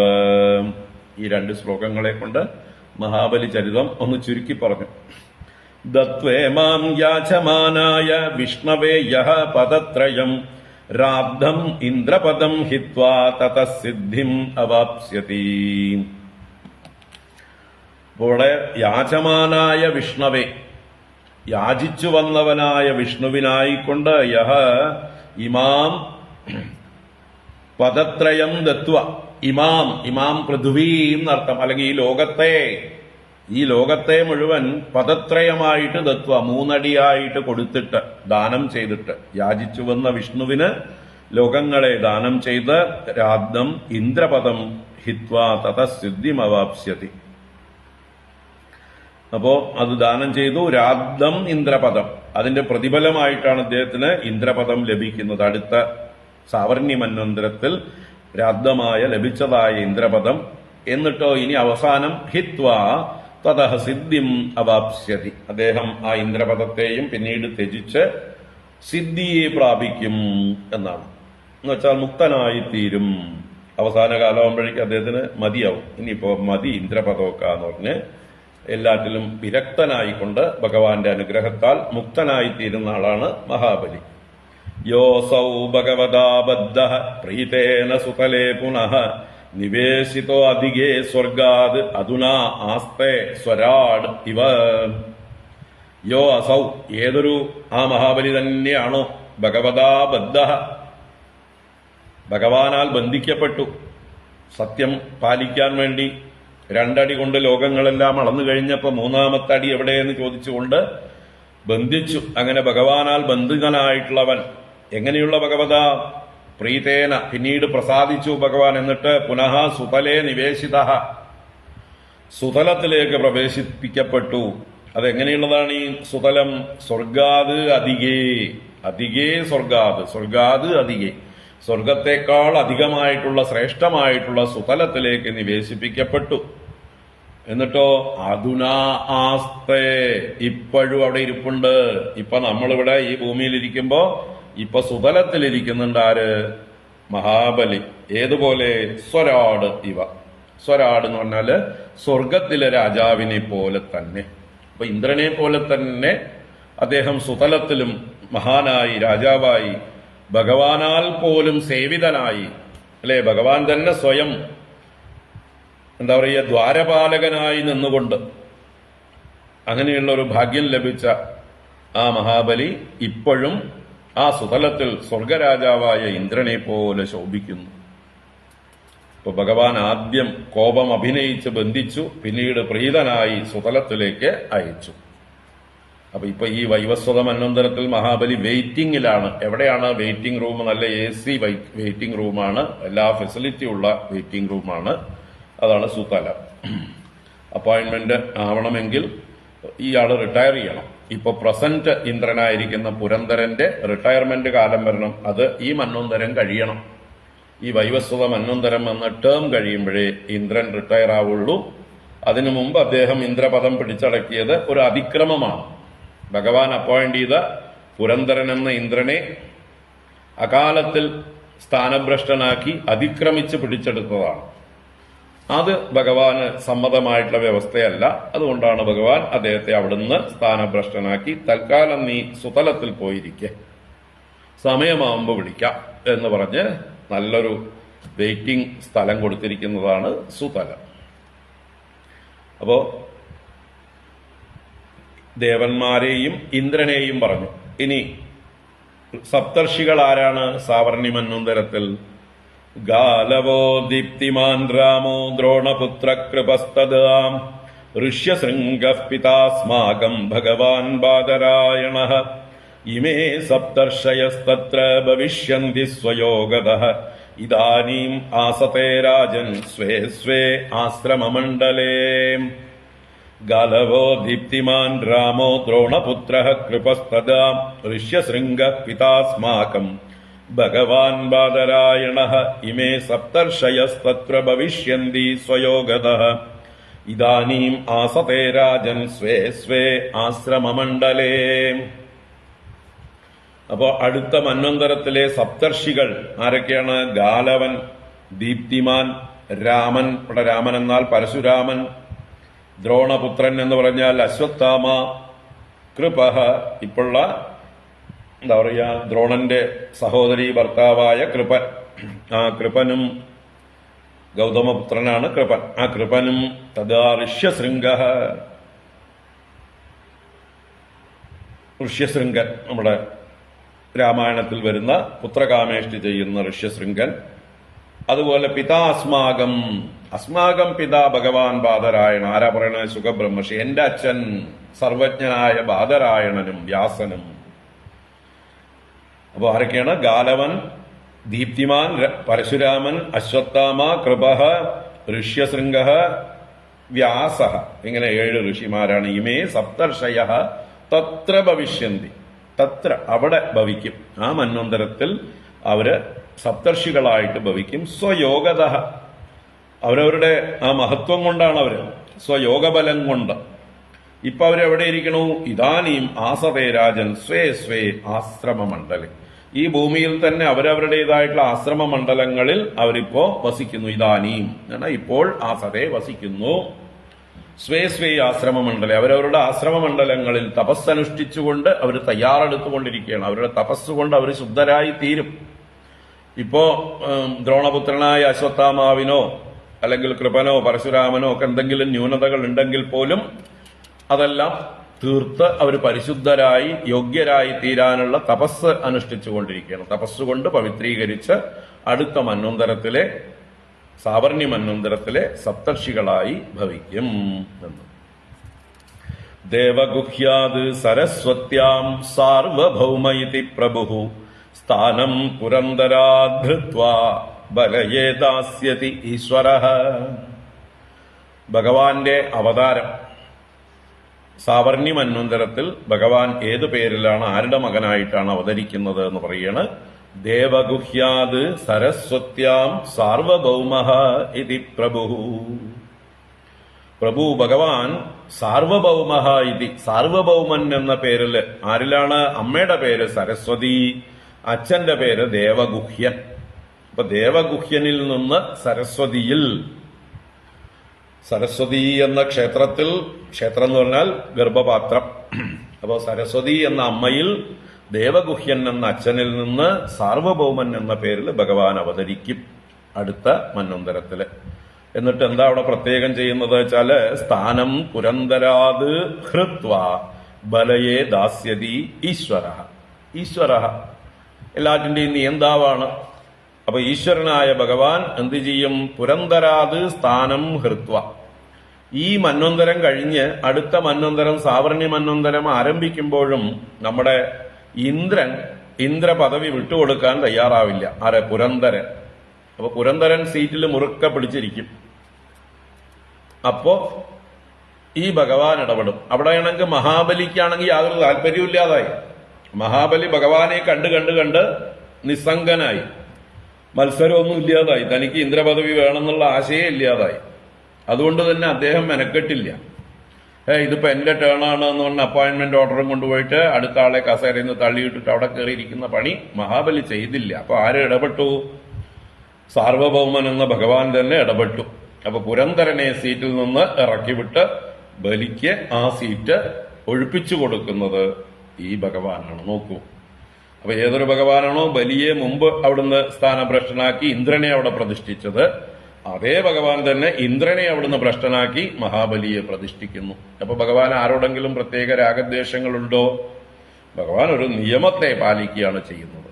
ഒരു പ്രപഞ്ച നിയമം ഉണ്ട്. ആ നിയമത്തെ സംരക്ഷിക്കുകയാണ്, ധർമ്മത്തെ സംരക്ഷിക്കുകയാണ് ഭഗവാൻ ചെയ്യുന്നത്. അല്ലാതെ ഭഗവാന് ആരോടും വ്യക്തിപരമായിട്ടുള്ള രാഗദ്വേഷങ്ങളൊന്നും ഇല്ല.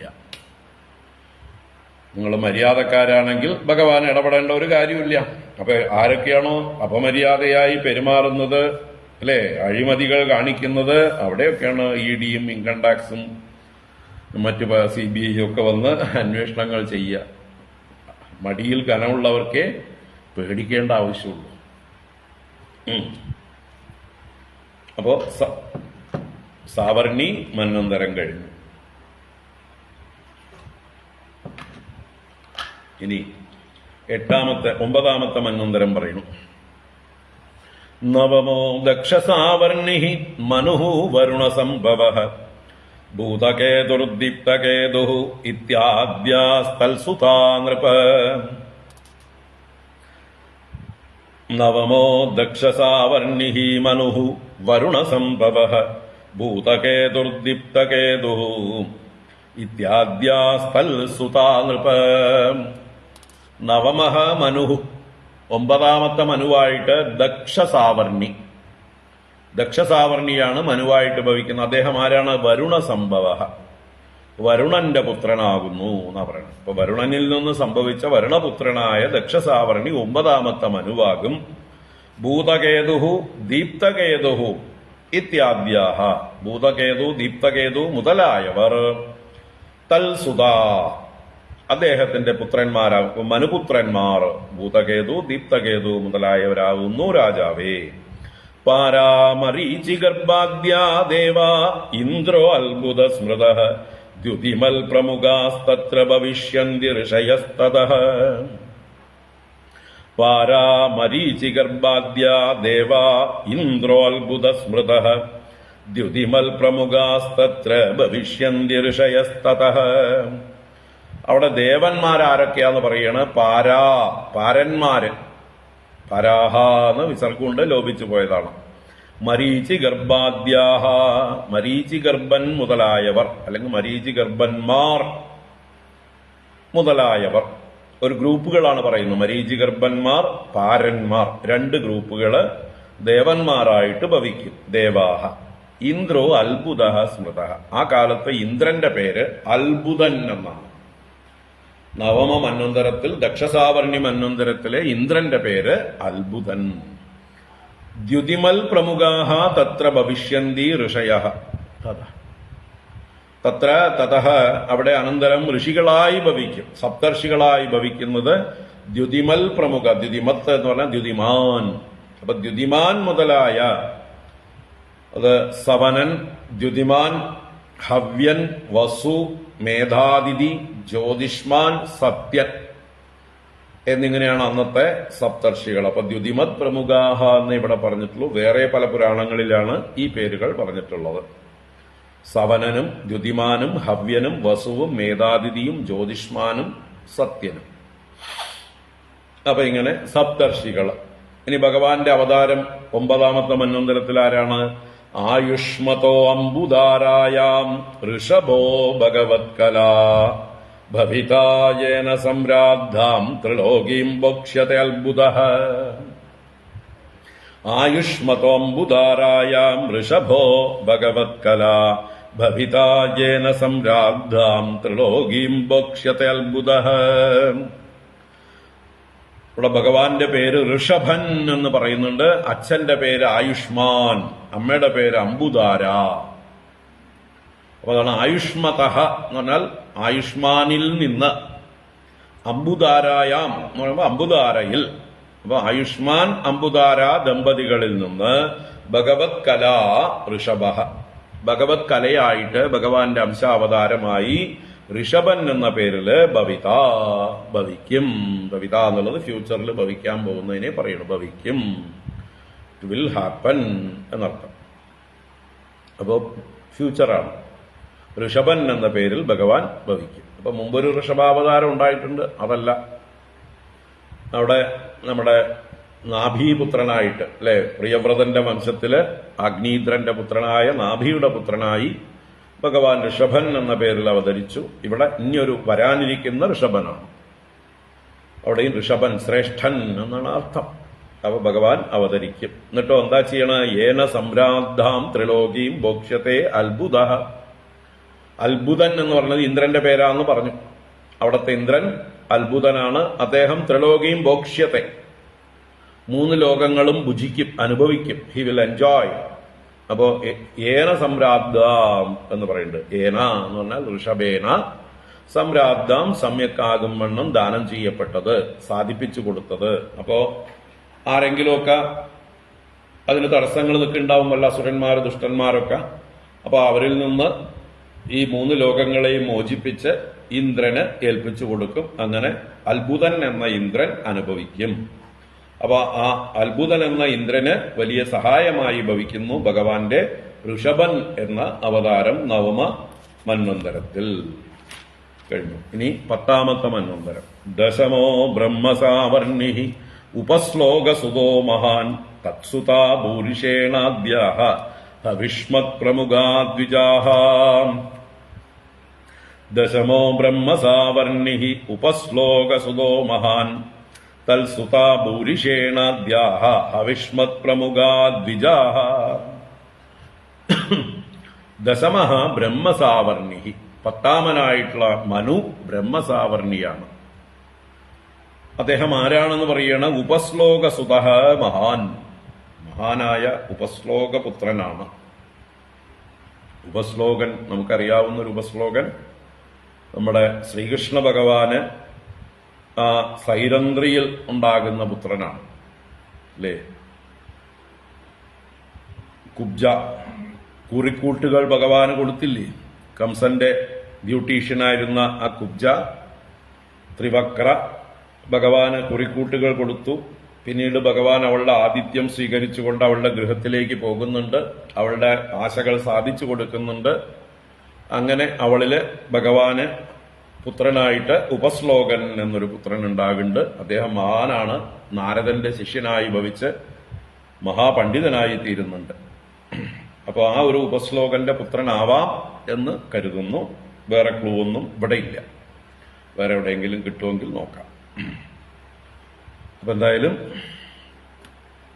ഉപശ്ലോക പുത്രനായിട്ടുള്ള ബ്രഹ്മസാവർണിയാണ് പത്താമനായിട്ടുള്ള മനു.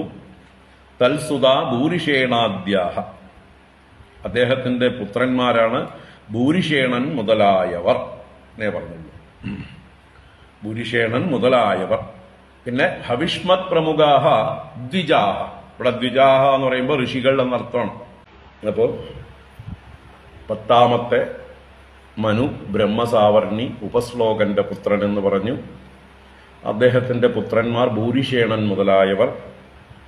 ആ കാലത്ത് സപ്തർഷികൾ ഹവിഷ്മാൻ മുതലായവർ എന്ന് പറഞ്ഞിട്ട് അവരുടെ പേരുകൾ പറയുമായിരുന്നു. 22ാമത്തെ ശ്ലോകത്തില് ഹവിഷ്മാൻ, സുകൃതി, സത്യ, ജയ, മൂർത്തി, 5 പേര് പറഞ്ഞിട്ട് തദാ അപ്പോൾ ദ്വിജാഹ, അവരായിരുന്നു ദ്വിജന്മാർ, അവരായിരുന്നു ഋഷിമാർ എന്ന് പറഞ്ഞു. ആ കൂട്ടത്തില് 5 പേരിന്റെ കൂട്ടത്തിൽ വേണമെങ്കിൽ പൗലോഹൻ, ഭാർഗവൻ, ഇങ്ങനെ 2 പേര് കൂടെ കൂട്ടാനുണ്ട്. അതിവിടെ പറഞ്ഞില്ല എന്നേ ഉള്ളൂ, മറ്റു പുരാണങ്ങളിലുണ്ട്. പൗലോഹൻ, ഭാർഗവൻ, 6ാമനും 7ാമനും. അപ്പൊ ഇങ്ങനെ ദ്വിജാഹ സപ്തർഷയ. തുടർന്ന് സുവാസന വിരുദ്ധാദ്യാ ദേവാഹ ശംഭു സുരേശ്വര. സുവാസന വിരുദ്ധാദ്യാഹ ദേവാഹ, അക്കാലത്തെ ദേവന്മാര് സുവാസനൻ, വിരുദ്ധൻ മുതലായവർ. സുവാസനന്മാര്, വിരുദ്ധന്മാര് ഗ്രൂപ്പുകളാണ്. സുവാസനന്മാര്, വിരുദ്ധന്മാര് മുതലായവർ ദേവന്മാരായിരുന്നു, ദേവസമൂഹമായിരുന്നു. സുരേശ്വര ശംഭു, ആ കാലത്ത് സുരന്മാരുടെ ഈശ്വരൻ അഥവാ ഇന്ദ്രൻ, ഇന്ദ്രപദവി അലങ്കരിക്കാൻ പോകുന്നത് ശംഭു, ശംഭു എന്നു പേരുള്ള ഒരാളാണ്. ഇവിടെ മഹാദേവൻ എന്നുള്ള അർത്ഥത്തിലല്ല, ശംഭു എന്നാണ് അന്ന് കാലത്ത് വരാനിരിക്കുന്ന ആ ഇന്ദ്രന്റെ പേര്, ശംഭു. പിന്നീട് വിശ്വക്സേനോ വിഷൂച്യാം തു ശംഭോഹോ സഖ്യം കരിഷ്യതി ജാതസ്വാംശേന ഭഗവാൻ ഗൃഹേ വിശ്വസൃജോ വിഭുഃ. വിശ്വക്സേനോ വിഷൂച്യാം തു ശംഭോഹോ സഖ്യം കരിഷ്യതി ജാതസ്വാംശേന ഭഗവാൻ ഗൃഹേ വിശ്വസൃജോ വിഭുഃ. വിശ്വസൃജഃ ഗൃഹേ, വിശ്വസൃക്ക് എന്ന് പറയുന്ന ആളുടെ ഗൃഹത്തില് വിഷൂച്യാം, വിഷൂചി എന്ന് പറയുന്ന അമ്മയില്.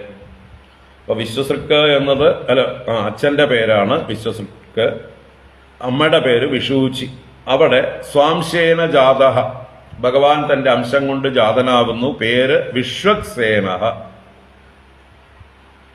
വിശ്വക്സേനഃ ഇത് വിഭു, വിഭുവായ ഭഗവാൻ വിശ്വക്സേനൻ, സർവശക്തനായ ഭഗവാൻ വിശ്വക്സേനൻ എന്ന പേരിൽ അവതരിക്കും. എന്നിട്ടോ ജാതഃ ശംഭോഹോ സഖ്യം കരിഷ്യതി, ശംഭു എന്ന ഇന്ദ്രനുമായിട്ട് സഖ്യത്തെ ചെയ്ത്, എന്ന് വെച്ചാൽ അദ്ദേഹത്തിന് കൂട്ടുകാരനായി ഭവിച്ച് അദ്ദേഹത്തിനെ അനുഗ്രഹിക്കും, ഇന്ദ്രന് വേണ്ട സഹായം ചെയ്യുമെന്ന് അർത്ഥം. അപ്പൊ ജാതഃ സ്വാംശേന ഭഗവാൻ ഗൃഹേ വിശ്വസൃജോ വിഭു. വിശ്വസൃക്കിന്റെ ഗൃഹത്തിൽ വിഷൂചി എന്ന് പറയുന്ന അമ്മയ്ക്ക് പുത്രനായി വിശ്വക്സേനൻ എന്ന പേരിൽ ഭഗവാൻ തന്റെ അംശം കൊണ്ട് അവതരിക്കും. എന്നിട്ട് ശംഭു എന്ന ഇന്ദ്രന് സഹായം ചെയ്യും. അതാണ് വിഷയം. അപ്പോൾ വിശ്വക്സേനൻ എന്നാണ് അവതാരത്തിന്റെ പേര്. തുടർന്ന് 11ാമത്തെ മനുവിനെ പറയണ മനുർവൈ ധർമ്മസാവർണി ഏകാദശമ ആത്മവാൻ അനാഗതാസ്തൽ സുതാശ്ച സത്യധർമാദയോ ദശ. മനുർവൈ ധർമ്മസാവർണി ഏകാദശമ ആത്മവാൻ അനാഗതാസ്തൽ സുതാശ്ച സത്യധർമാദയോ ദശ. ധർമ്മസാവർണി മനു. ധർമ്മസാവർണിയാണ് മനുവായിട്ട് ഏകാദശമനായി 11ാമനായി വരുന്നത്. അവൻ ആരാണ്? ആത്മവാൻ എന്ന് പറയുന്നു. ആത്മവാൻ എന്ന് പറഞ്ഞാൽ ആത്മാവിനെ സാധിച്ചിരിക്കുന്നവൻ, ഈശ്വരനെ സാക്ഷാത്കരിച്ചിരിക്കുന്നവൻ ഒക്കെ അർത്ഥം തന്നെയാണ്. അപ്പൊ ഈശ്വരാനുഗ്രഹത്തോടു കൂടിയവനായ ഭഗവത് ഭക്തനായ ധർമ്മസാവർണിയാണ് 11ാമത്തെ മനുവായി ഭവിക്കുന്നത്. തൽസുതാഹ സത്യധർമാദയ ദശ. തൽസുതാഹ അദ്ദേഹത്തിന്റെ പുത്രന്മാര് സത്യധർമാദയ, സത്യധർമ്മൻ മുതലായവർ ദശ 10 പേര് അദ്ദേഹത്തിന്റെ പുത്രന്മാരായിട്ട് വരും. അനാഗതാഹ എന്ന് പറയുമ്പോൾ വരാനിരിക്കുന്നവർ, ഇതുവരെ വന്നിട്ടില്ല, ആഗതന്മാരല്ല, വരാനിരിക്കുന്നവരായിട്ട്, ഇനി വരാനിരിക്കുന്നവരായി 10 പേരുണ്ടാകും. അപ്പോൾ ധർമ്മസാവർണി മന്വന്തരം 11ാമത്തെ. വിഹംഗമാ കാമഗമാ നിർവാണ രുചയസുരാഹ ഇന്ദ്രശ്ച വൈദൃതസ്തേഷാം ഋഷയശ്ച അരുണാദയഃ.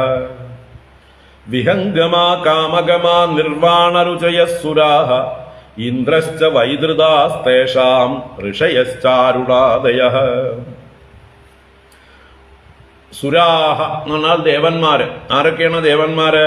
വിഹംഗമാഹ, വിഹംഗമന്മാരെന്ന് പറയുന്നവരും, കാമഗമാഹ, വിഹംഗമന്മാരെന്നാൽ ആകാശത്തിൽ ഗമിക്കുന്നവർ, കാമഗമാഹ ഇഷ്ടത്തിന് സ്വതന്ത്രരായി സഞ്ചരിക്കുന്നവർ, നിർവാണ രുചയ, നിർവാണത്തിൽ രുചിയുള്ളവർ, അല്ലെ, മോക്ഷതൽപരരായിരിക്കുന്നവർ, ഇവരൊക്കെയാണ് സുരാഹ, ദേവന്മാര്. ദേവന്മാരുടെ കൂട്ടങ്ങളാണ് വിഹംഗമന്മാർ, കാമഗമന്മാർ, നിർവാണ രുചികൾ. പിന്നീട് തേഷാം ഇന്ദ്രഃ ച വൈദൃതഃ, അവരുടെ ഇടയിൽ അവരുടെ നിയന്താവായി ഈശ്വരനായി ഇന്ദ്രനായി ഭവിക്കുന്നത് വൈദൃതൻ എന്ന പേരിലുള്ള ആളാണ്. ഋഷയഃ അരുണാദയഃ, ഋഷയശ്ച അരുണാദയഃ. ആ കാലത്ത് 11ാം മന്വന്തരത്തിൽ ഋഷികളായി തീരുന്നത് അരുണൻ, അനകൻ, അങ്കിരസ്, ഉരുദിഷ്ണ്യൻ, നിശ്ചകരൻ, പോലഹൻ, അഗ്നിതേജസ് എന്നിങ്ങനെ 7 പേരാണ് സപ്തർഷികളാവാൻ പോകുന്നവർ. അരുണൻ, അനകൻ, അങ്കിരസ്, ഉരുദിഷ്ണ്യൻ, നിശ്ചകരൻ, പോലഹൻ, അഗ്നിതേജസ്. അവിടെ അരുണാദയ എന്നേ പേര് പറഞ്ഞുള്ളൂ. ഇങ്ങനെ 7 പേര് സപ്തർഷികളായിരിക്കും. തുടർന്ന് ആര്യകസ്യ സുതസ്തത്ര ധർമ്മസേതുരിതി സ്മൃതഃ വൈധൃതായാം ഹരേരംശഃ ത്രിലോകീം ധാരയിഷ്യതി. ഭഗവാന്റെ അവതാരം. ആര്യകസ്യ സുതസ്തത്ര ധർമ്മസേതുരിതി സ്മൃതഃ വൈധൃതായാം ഹരേരംശഃ ത്രിലോകീം ധാരയിഷ്യതി. തത്ര, ആ മന്വന്തരത്തിൽ അവിടെ വൈധൃതായാം, വൈധൃത എന്നത് അമ്മയുടെ പേരാണ്. വൈധൃത എന്ന സ്ത്രീയില് ആര്യകസ്യ സുതഃ, ആര്യകൻ എന്ന അച്ഛന്റെ പുത്രനായിട്ട്, അപ്പൊ ആര്യക വൈധൃതമാരുടെ പുത്രനായി, ധർമ്മസേതുഹു ഇതി സ്മൃതഃ, ഭഗവാന്റെ അവതാരനാമം ധർമ്മസേതു, ധർമ്മത്തിനെ രക്ഷിക്കുന്നവൻ എന്നർത്ഥമാണ്. സേതു എന്ന് പറഞ്ഞാൽ എന്താണ്? വരമ്പ്, അണക്കെട്ട് എന്നൊക്കെ അർത്ഥമാണ്. അപ്പൊ ധർമ്മത്തെ ബന്ധിച്ചു നിർത്തുന്നവൻ, ധർമ്മരക്ഷകൻ, ധർമ്മസേതു. ഭഗവാന്റെ പേര് ധർമ്മസേതു ഇതി സ്മൃതഃ ഹരേഹേ അംശഃ, ഹരിയുടെ അംശമായിട്ട് ത്രിലോകീം ധാരയിഷ്യതി, 3 ലോകങ്ങളെയും ധരിക്കും എന്നാ 3 ലോകങ്ങളെയും രക്ഷിക്കും, അഭിവൃദ്ധിയെ പ്രാപിപ്പിക്കും എന്നൊക്കെ അർത്ഥം. ലോകത്തിന്റെ ഭരണകർത്താവായി ആ ഹരിയുടെ അംശം ധർമ്മസേതു എന്ന പേരില് ആ ധർമ്മസാവർണി മന്വന്തരത്തിൽ, ധർമ്മസാവർണി മന്വന്തരത്തിൽ ഭഗവാന്റെ അവതാരത്തിന്റെ പേരെന്താ ചോദിച്ചാൽ ധർമ്മസേതു. തുടർന്ന് 12ാമത്തെ മനു. ഭവിതാ രുദ്രസാവർണി രാജൻ ദ്വാദശമോ മനുഃ ദേവവാൻ ഉപദേവശ്ച ദേവശ്രേഷ്ഠാദയഃ സുതാഃ ഭവിതാ രുദ്രസാവർണീ രാജൻ ദ്വാദശമോ മനുഃ ദേവവാൻ ഉപദേവശ്ച ദേവശ്രേഷ്ഠാദയഃ സുതാഃ. ദ്വാദശമഃ മനുഃ 12ാമത്തെ മനുവായിട്ട് രുദ്രസാവർണിഹി ഭവിതാ. പിരിച്ചു വായിക്കുമ്പോൾ രുദ്രസാവർണിഹി എന്ന വിസർഗം ഇവിടെ രാജനിലെ രകാരം വന്നതുകൊണ്ടാണ് രുദ്രസാവർണി എന്ന് ദീർഘം. സന്ധി നിയമപ്രകാരം സാവർണിഹി എന്ന വിസർഗമാണ് നാമം. അപ്പോ രുദ്രസാവർണിഹി ദ്വാദശമഃ മനുഃ ഭവിത. രുദ്രസാവർണി എന്നയാൾ 12ാമത്തെ മനുവായി ഭവിക്കും. അല്ലയോ രാജാവേ. ആരുടെ മകനാണെന്നൊന്നും പറയുന്നില്ല. രുദ്രസാവർണി അദ്ദേഹത്തിന്റെ പുത്രന്മാരായിട്ട് ദേവവാൻ ഉപദേവശ്ച ദേവശ്രേഷ്ഠാദയഃ സുതാഃ. അപ്പൊ ദേവവാൻ, ഉപദേവൻ, ദേവശ്രേഷ്ഠൻ മുതലായവർ മനുപുത്രന്മാരായിരിക്കും. തുടർന്ന് ഋതധാമാ ച തത്രേന്ദ്രോ ദേവാശ്ച ഹരിതാദയഃ ഋഷയശ്ച തപോമൂർത്തിഃ തപസ്വാഗ്നീദ്രകാദയഃ. ഋതധാമാ ച തത്രേന്ദ്രോ ദേവാശ്ച ഹരിതാദയഃ ഋഷയശ്ച തപോമൂർത്തിഃ തപസ്വാഗ്നീദ്രകാദയഃ. തത്ര ഇന്ദ്രഃ, ആ കാലത്ത് മന്വന്തരത്തിൽ 12ാം മന്വന്തരത്തിൽ ഇന്ദ്രനായിട്ട് ഋതധാമ. ഋതധാമ എന്ന പേരുള്ള ആളാണ് ഇന്ദ്രനായിട്ട് ഭവിക്കുക. ദേവാഹ ച ഹരിതാദയഃ, ഹരിതൻ മുതലായവർ, ഹരിതാദികൾ ദേവന്മാരായി ഭവിക്കും. പിന്നീട് ഋഷയഃ ച, ഋഷികൾ, സപ്തർഷികൾ ആരൊക്കെയാണ്? തപോമൂർത്തി, തപസ്വി, അഗ്നീദ്രകൻ മുതലായവർ. തപോമൂർത്തി, തപസ്വി, അഗ്നീദ്രകൻ മുതലായവർ സപ്തർഷികളായും ഭവിക്കും. കാര്യങ്ങള് പേരുകൾ പറഞ്ഞു പോവുകയാണ്. സ്വദാമാഖ്യോ ഹരേരംശഃ സാധയിഷ്യതി തന്മനോഃ അന്തരം സത്യസഹസഃ സൂനൃതായാ സുതോ വിഭൂ. സ്വദാമാഖ്യോ ഹരേരംശഃ സാധയിഷ്യതി തന്മനോഃ അന്തരം സത്യസഹസഃ സൂനൃതായാ സുതോ വിഭൂ. അവിടെ 12ാം മന്വന്തരത്തിൽ ഭഗവാന്റെ അവതാരത്തിന്റെ പേരെന്താണ്? സ്വദാമ ആഖ്യഃ ഹരേരംശഃ. ഹരിയുടെ അംശം സ്വദാമ എന്ന പേരിലാണ്. അദ്ദേഹത്തിന്റെ അച്ഛന്റെ പേരാണ് സത്യസഹസ്. അതാണ് സത്യസഹസഃ. സത്യസഹസിൽ നിന്ന് സൂനൃതായാഹ, സൂനൃത എന്നത് അമ്മയുടെ പേരാണ്. അപ്പൊ സൂനൃതയുടെ പുത്രനായിട്ട്, സത്യസഹസിന്റെ പുത്രനായിട്ട് സുതഃ വിഭുഹു ഭഗവാൻ ഹരിയുടെ അംശം സ്വധാമ എന്ന പേരിൽ അവതരിക്കും. സ്വധാമ എന്ന പേരിലാണ് അവതരിക്കുന്നത്. എന്നിട്ടോ തന്മനോഹോ അന്തരം സാധയിഷ്യതി. തന്മനോഹോ അന്തരം, ആ മനുവിന്റെ 12ാം മനുവായ രുദ്രസാവർണിയുടെ മന്വന്തരത്തെ സാധയിഷ്യതി എന്ന് പറഞ്ഞാൽ പരിപാലിക്കും എന്നർത്ഥമാണ്. മന്വന്തരത്തെ പരിപാലിക്കും ഭഗവാൻ സ്വധാമ എന്ന പേരിൽ അവതരിച്ചിട്ട്. അപ്പൊ ഭഗവാന്റെ വരാനിരിക്കുന്ന അവതാര നാമങ്ങളൊക്കെ എഴുതി വെച്ചോളൂ.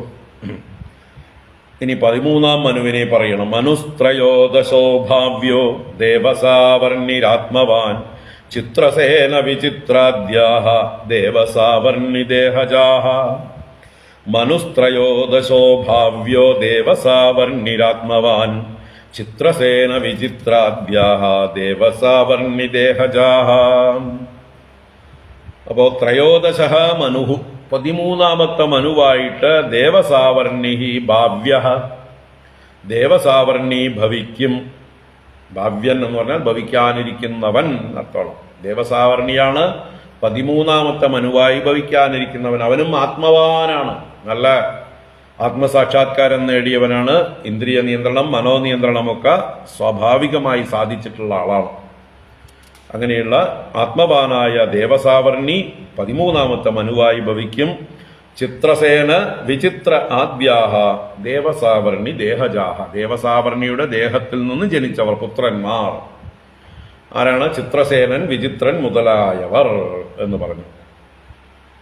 ദേവാ സുകർമ്മ സുത്രാമ സംജ്ഞാ ഇന്ദ്രോ ദിവസ്പതി നിർമോകതത്വദർശാദ്യാഃ ഭവിഷ്യന്തി ഋഷയസ്തദാ ദേവാസുകർമ്മസുത്രാമസംജ്ഞാ ഇന്ദ്രോ ദിവസ്പതിഃ നിർമോകതത്വദർശാദ്യാഃ ഭവിഷ്യന്തി ഋഷയസ്തദാ. ആ 13-ാം മന്വന്തരത്തിലെ ദേവന്മാരുടെ പേര് സുകർമ്മ സുത്രാമ സംജ്ഞാഃ. സുകർമ്മൻ സുത്രാമൻ മുതലായ പേരുകളോട് കൂടിയവരാണ് ദേവന്മാരായിട്ട് ഭവിക്കുന്നത്. ഇന്ദ്രഃ ദിവസ്പതിഃ, അവരുടെ ഇടയിൽ ഇന്ദ്രനായിട്ട് ദേവേന്ദ്രനായി ആരാണ്? ദിവസ്പതിഃ. ദിവസ്പതി എന്ന് പറയുന്ന ആളാണ് ദേവേന്ദ്രനാവുന്നത്. നിർമോക തത്വദർശാദ്യാഃ ഋഷയഃ തഥാ ഭവിഷ്യന്തി. നിർമോകൻ, തത്വദർശൻ മുതലായവർ ആ കാലത്ത് തഥാ അപ്പോൾ ഋഷികളായി ഭവിക്കും. അപ്പോൾ സപ്തർഷികളിൽ 2 പേരെ എടുത്തു പറഞ്ഞുള്ളൂ. നിർമോകൻ, തത്വദർശൻ മുതലായവർ ഋഷിമാരായി ഭവിക്കും. ഇനി ഭഗവാന്റെ അവതാരം. ദേവഹോത്രസ്യ തനയഃ ഉപഹർത്താ ദിവസ്പതേഃ യോഗേശ്വരോ ഹരേരംശോ ബൃഹത്യാം സംഭവിഷ്യതി. ദേവഹോത്രസ്യ തനയഃ ഉപഹർത്താ ദിവസ്പതേഃ യോഗേശ്വരോ ഹരേരംശോ ബൃഹത്യാം സംഭവിഷ്യതി. ദേവഹോത്രസ്യ തനയഃ, ദേവഹോത്രൻ എന്നൊരു പുരുഷന്റെ പുത്രനായിട്ട് യോഗേശ്വരോ ഹരേരംശഃ, യോഗേശ്വരൻ എന്ന ഹരിയുടെ അംശം ബൃഹത്യാം സംഭവിഷ്യതി, ബൃഹതി എന്ന് പറയുന്ന അമ്മയിൽ സംഭവിക്കും. അപ്പൊ അച്ഛന്റെ പേര് ദേവഹോത്രൻ, അമ്മയുടെ പേര് ബൃഹതി, ഭഗവാന്റെ പേര് യോഗേശ്വരൻ. എന്നിട്ട് എന്ത് ചെയ്യും? ദിവസ്പതേഹ ഉപഹർത്ത. ദിവസ്പതി ദേവലോകപതി ഇന്ദ്രൻ. ഇന്ദ്രന് ഉപഹർത്താവായിരിക്കും എന്നാലോ സഹായിയായിരിക്കും. 3 ലോകപരിപാലനത്തിലും സഹായിയായി വർത്തിക്കും. ഇന്ദ്രന്റെ രക്ഷകനായി കൂടെ ഉണ്ടാവും. അതാണ് ഭഗവാന്റെ അവതാരത്തിൽ പ്രത്യേകമായിട്ട് വരാനിരിക്കുന്ന കാര്യം. അപ്പൊ ദേവഹോത്രനും ബൃഹതിക്കും പുത്രനായി യോഗേശ്വരൻ എന്ന പേരിൽ ഭഗവാൻ അവതരിക്കും. ഇനി 14-ാമത്തെ മന്വന്തരം. മനുർവാ ഇന്ദ്രസാവർണിഃ ചതുർദശമ ഏഷ്യതി ഉരുഗംഭീരബുദ്ധ്യാദ്യാഃ ഇന്ദ്രസാവർണി വീര്യജാഃ. മനുർവാ ഇന്ദ്രസാവർണിഃ ചതുർദശമ ഏഷ്യതി ഉരുഗംഭീരബുദ്ധ്യാദ്യാഃ ഇന്ദ്രസാവർണി വീര്യജാഃ. മനുഹു വൈ എന്നുള്ളത് വാ എന്നായി മാറുകയാണ്. നിശ്ചയമായും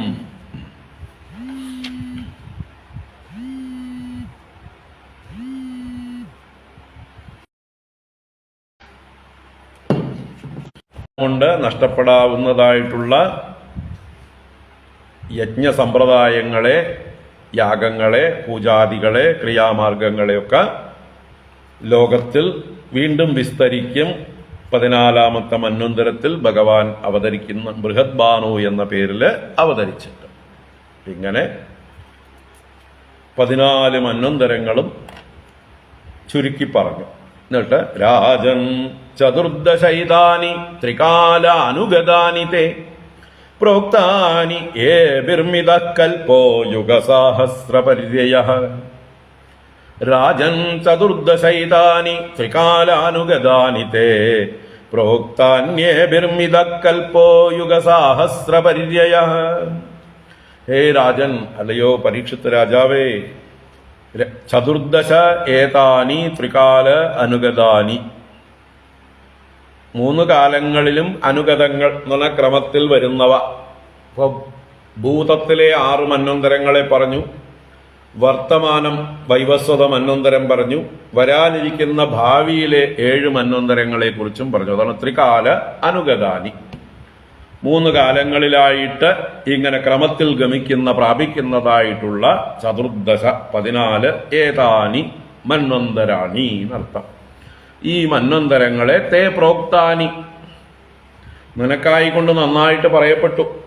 തേ പ്രോക്താനി, തുഭ്യം പ്രോക്താനി, നിനക്കായിക്കൊണ്ട് പറയപ്പെട്ടു. ഏബിഹി മിതഃ കൽപ്പഃ, ഏബിഹി ഇവകളാൽ, ഈ മന്വന്തരങ്ങളാൽ, മിതഃ കൽപ്പഃ, കൽപ്പഃ മിതഃ എന്ന് പറഞ്ഞാൽ ഒരു കൽപ്പം, ബ്രഹ്മാവിന്റെ പകൽ. അത് എത്രയാണ്? യുഗസാഹസ്രപര്യയഃ, 1000 ചതുർയുഗങ്ങൾ വ്യാപ്തിയുള്ളതായിട്ടുള്ള ഒരു കൽപ്പം മിതഹ. മിതഹ എന്ന് പറഞ്ഞാൽ ലിമിറ്റഡ്, അളക്കപ്പെടുന്നു, പരിമിതപ്പെടുത്തപ്പെട്ടിരിക്കുന്നു എന്നൊക്കെ അർത്ഥം. അപ്പൊ 1000 ചതുർയുഗങ്ങളുള്ള ബ്രഹ്മദേവന്റെ ഒരു പകലാകുന്ന കൽപ്പം ഈ 14 മന്വന്തരങ്ങളാൽ കണക്കാക്കപ്പെട്ടിരിക്കുന്നു, പരിമിതപ്പെടുത്തപ്പെട്ടിരിക്കുന്നു. മിതഹ. ഇത്രയും ചുരുക്കി പറഞ്ഞ് ഇവിടെ അവസാനിപ്പിക്കുകയാണ് ഈ അധ്യായം. ഇതിൽ നിന്ന് ചില സംശയങ്ങളുണ്ടായി. ഇനി പരീക്ഷത്ത് ചോദ്യം ചെയ്യുമ്പോഴാണ് അടുത്ത അധ്യായത്തിൽ മന്വന്തരത്തിലുള്ള ഈ മന്വന്തര ഷഡ്കത്തിലെ ഓരോരുത്തരുടെയും ഡ്യൂട്ടികൾ, ധർമ്മങ്ങളെക്കുറിച്ച് പറയുന്നത്. ചെറിയൊരു അധ്യായം, 11 ശ്ലോകങ്ങൾ. അത് നമുക്ക് ഇന്നില്ല, നാളെ കാണാം. നാളെ 8-ാം തീയതി, നാളെ രാവിലെ നോക്കാം. അത് കഴിഞ്ഞ് 15-ാം അധ്യായത്തിലേക്കും പ്രവേശിക്കാൻ പറ്റുമോ നോക്കാം. ഹരി ഓം. ഇത് ശ്രീമദ്ഭാഗവതേ മഹാപുരാണേ പാരമഹംസ്യാം സംഹിതായാം അഷ്ടമസ്കന്ധേ ത്രയോദശോധ്യായഃ. സർവത്ര ഗോവിന്ദനാമ സങ്കീർത്തനം. ഗോവിന്ദ ഗോവിന്ദ. നാരായണാഖില ഗുരോ ഭഗവൻ നമസ്തേ. നാരായണാഖില ഗുരോ ഭഗവൻ നമസ്തേ. നാരായണാഖില ഗുരോ ഭഗവൻ നമസ്തേ. കായേന വാചാ മനസേന്ദ്രിയൈർവാ ബുദ്ധ്യാത്മനാ വാ പ്രകൃതേ സ്വഭാവാത് കരോമി യദ്യത് സകലം പരസ്മൈ നാരായണായേതി സമർപ്പയാമി. ഓം ശാന്തി ശാന്തി ശാന്തി. ഹരി ഓം. ശ്രീ ഗുരുഭ്യോ നമഃ. ഹരി ഓം.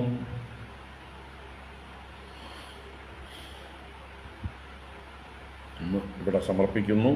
വൈകുന്നേരം ഇല്ല, നാളെ രാവിലെ. ഹരി ഓം.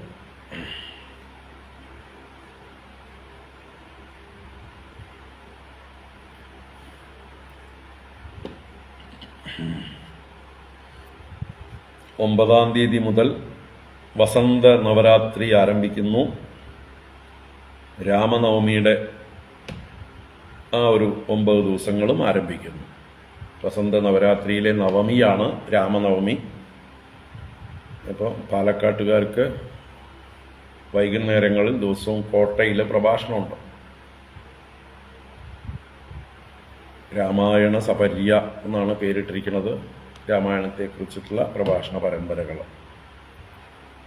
പാലക്കാട്ടുകാരൊക്കെ വരിക. അതുപോലെ 9-ാം തീയതി രാവിലെ പാലക്കാട്ടുകാർക്ക് പങ്കെടുക്കാൻ പറ്റിയ ഒരു ദേവീ മാഹാത്മ്യ പാരായണമുണ്ട് കദളീവനത്തിൽ. 9 മുതൽ 10 മണി വരെ ഉള്ളൂ. പ്രധാനപ്പെട്ട ഭാഗങ്ങൾ കവചം മുതലായിട്ടുള്ള സ്തുതികളും അതുപോലെ 4 സ്തുതികളും ഒക്കെ മാത്രമേ പാരായണം ചെയ്യുന്നുള്ളൂ. അവിടെ ഒരു വലിയ ഫംഗ്ഷൻ നടക്കാൻ പോകുന്നുണ്ട്.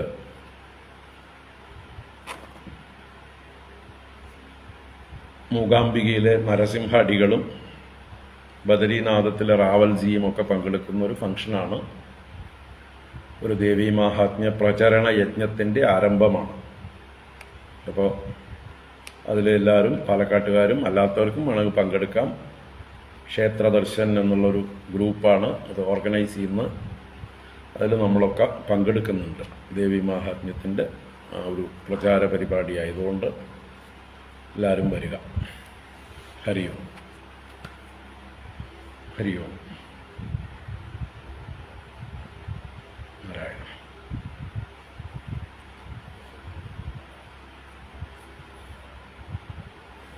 എല്ലാവർക്കും ശുഭദിനം.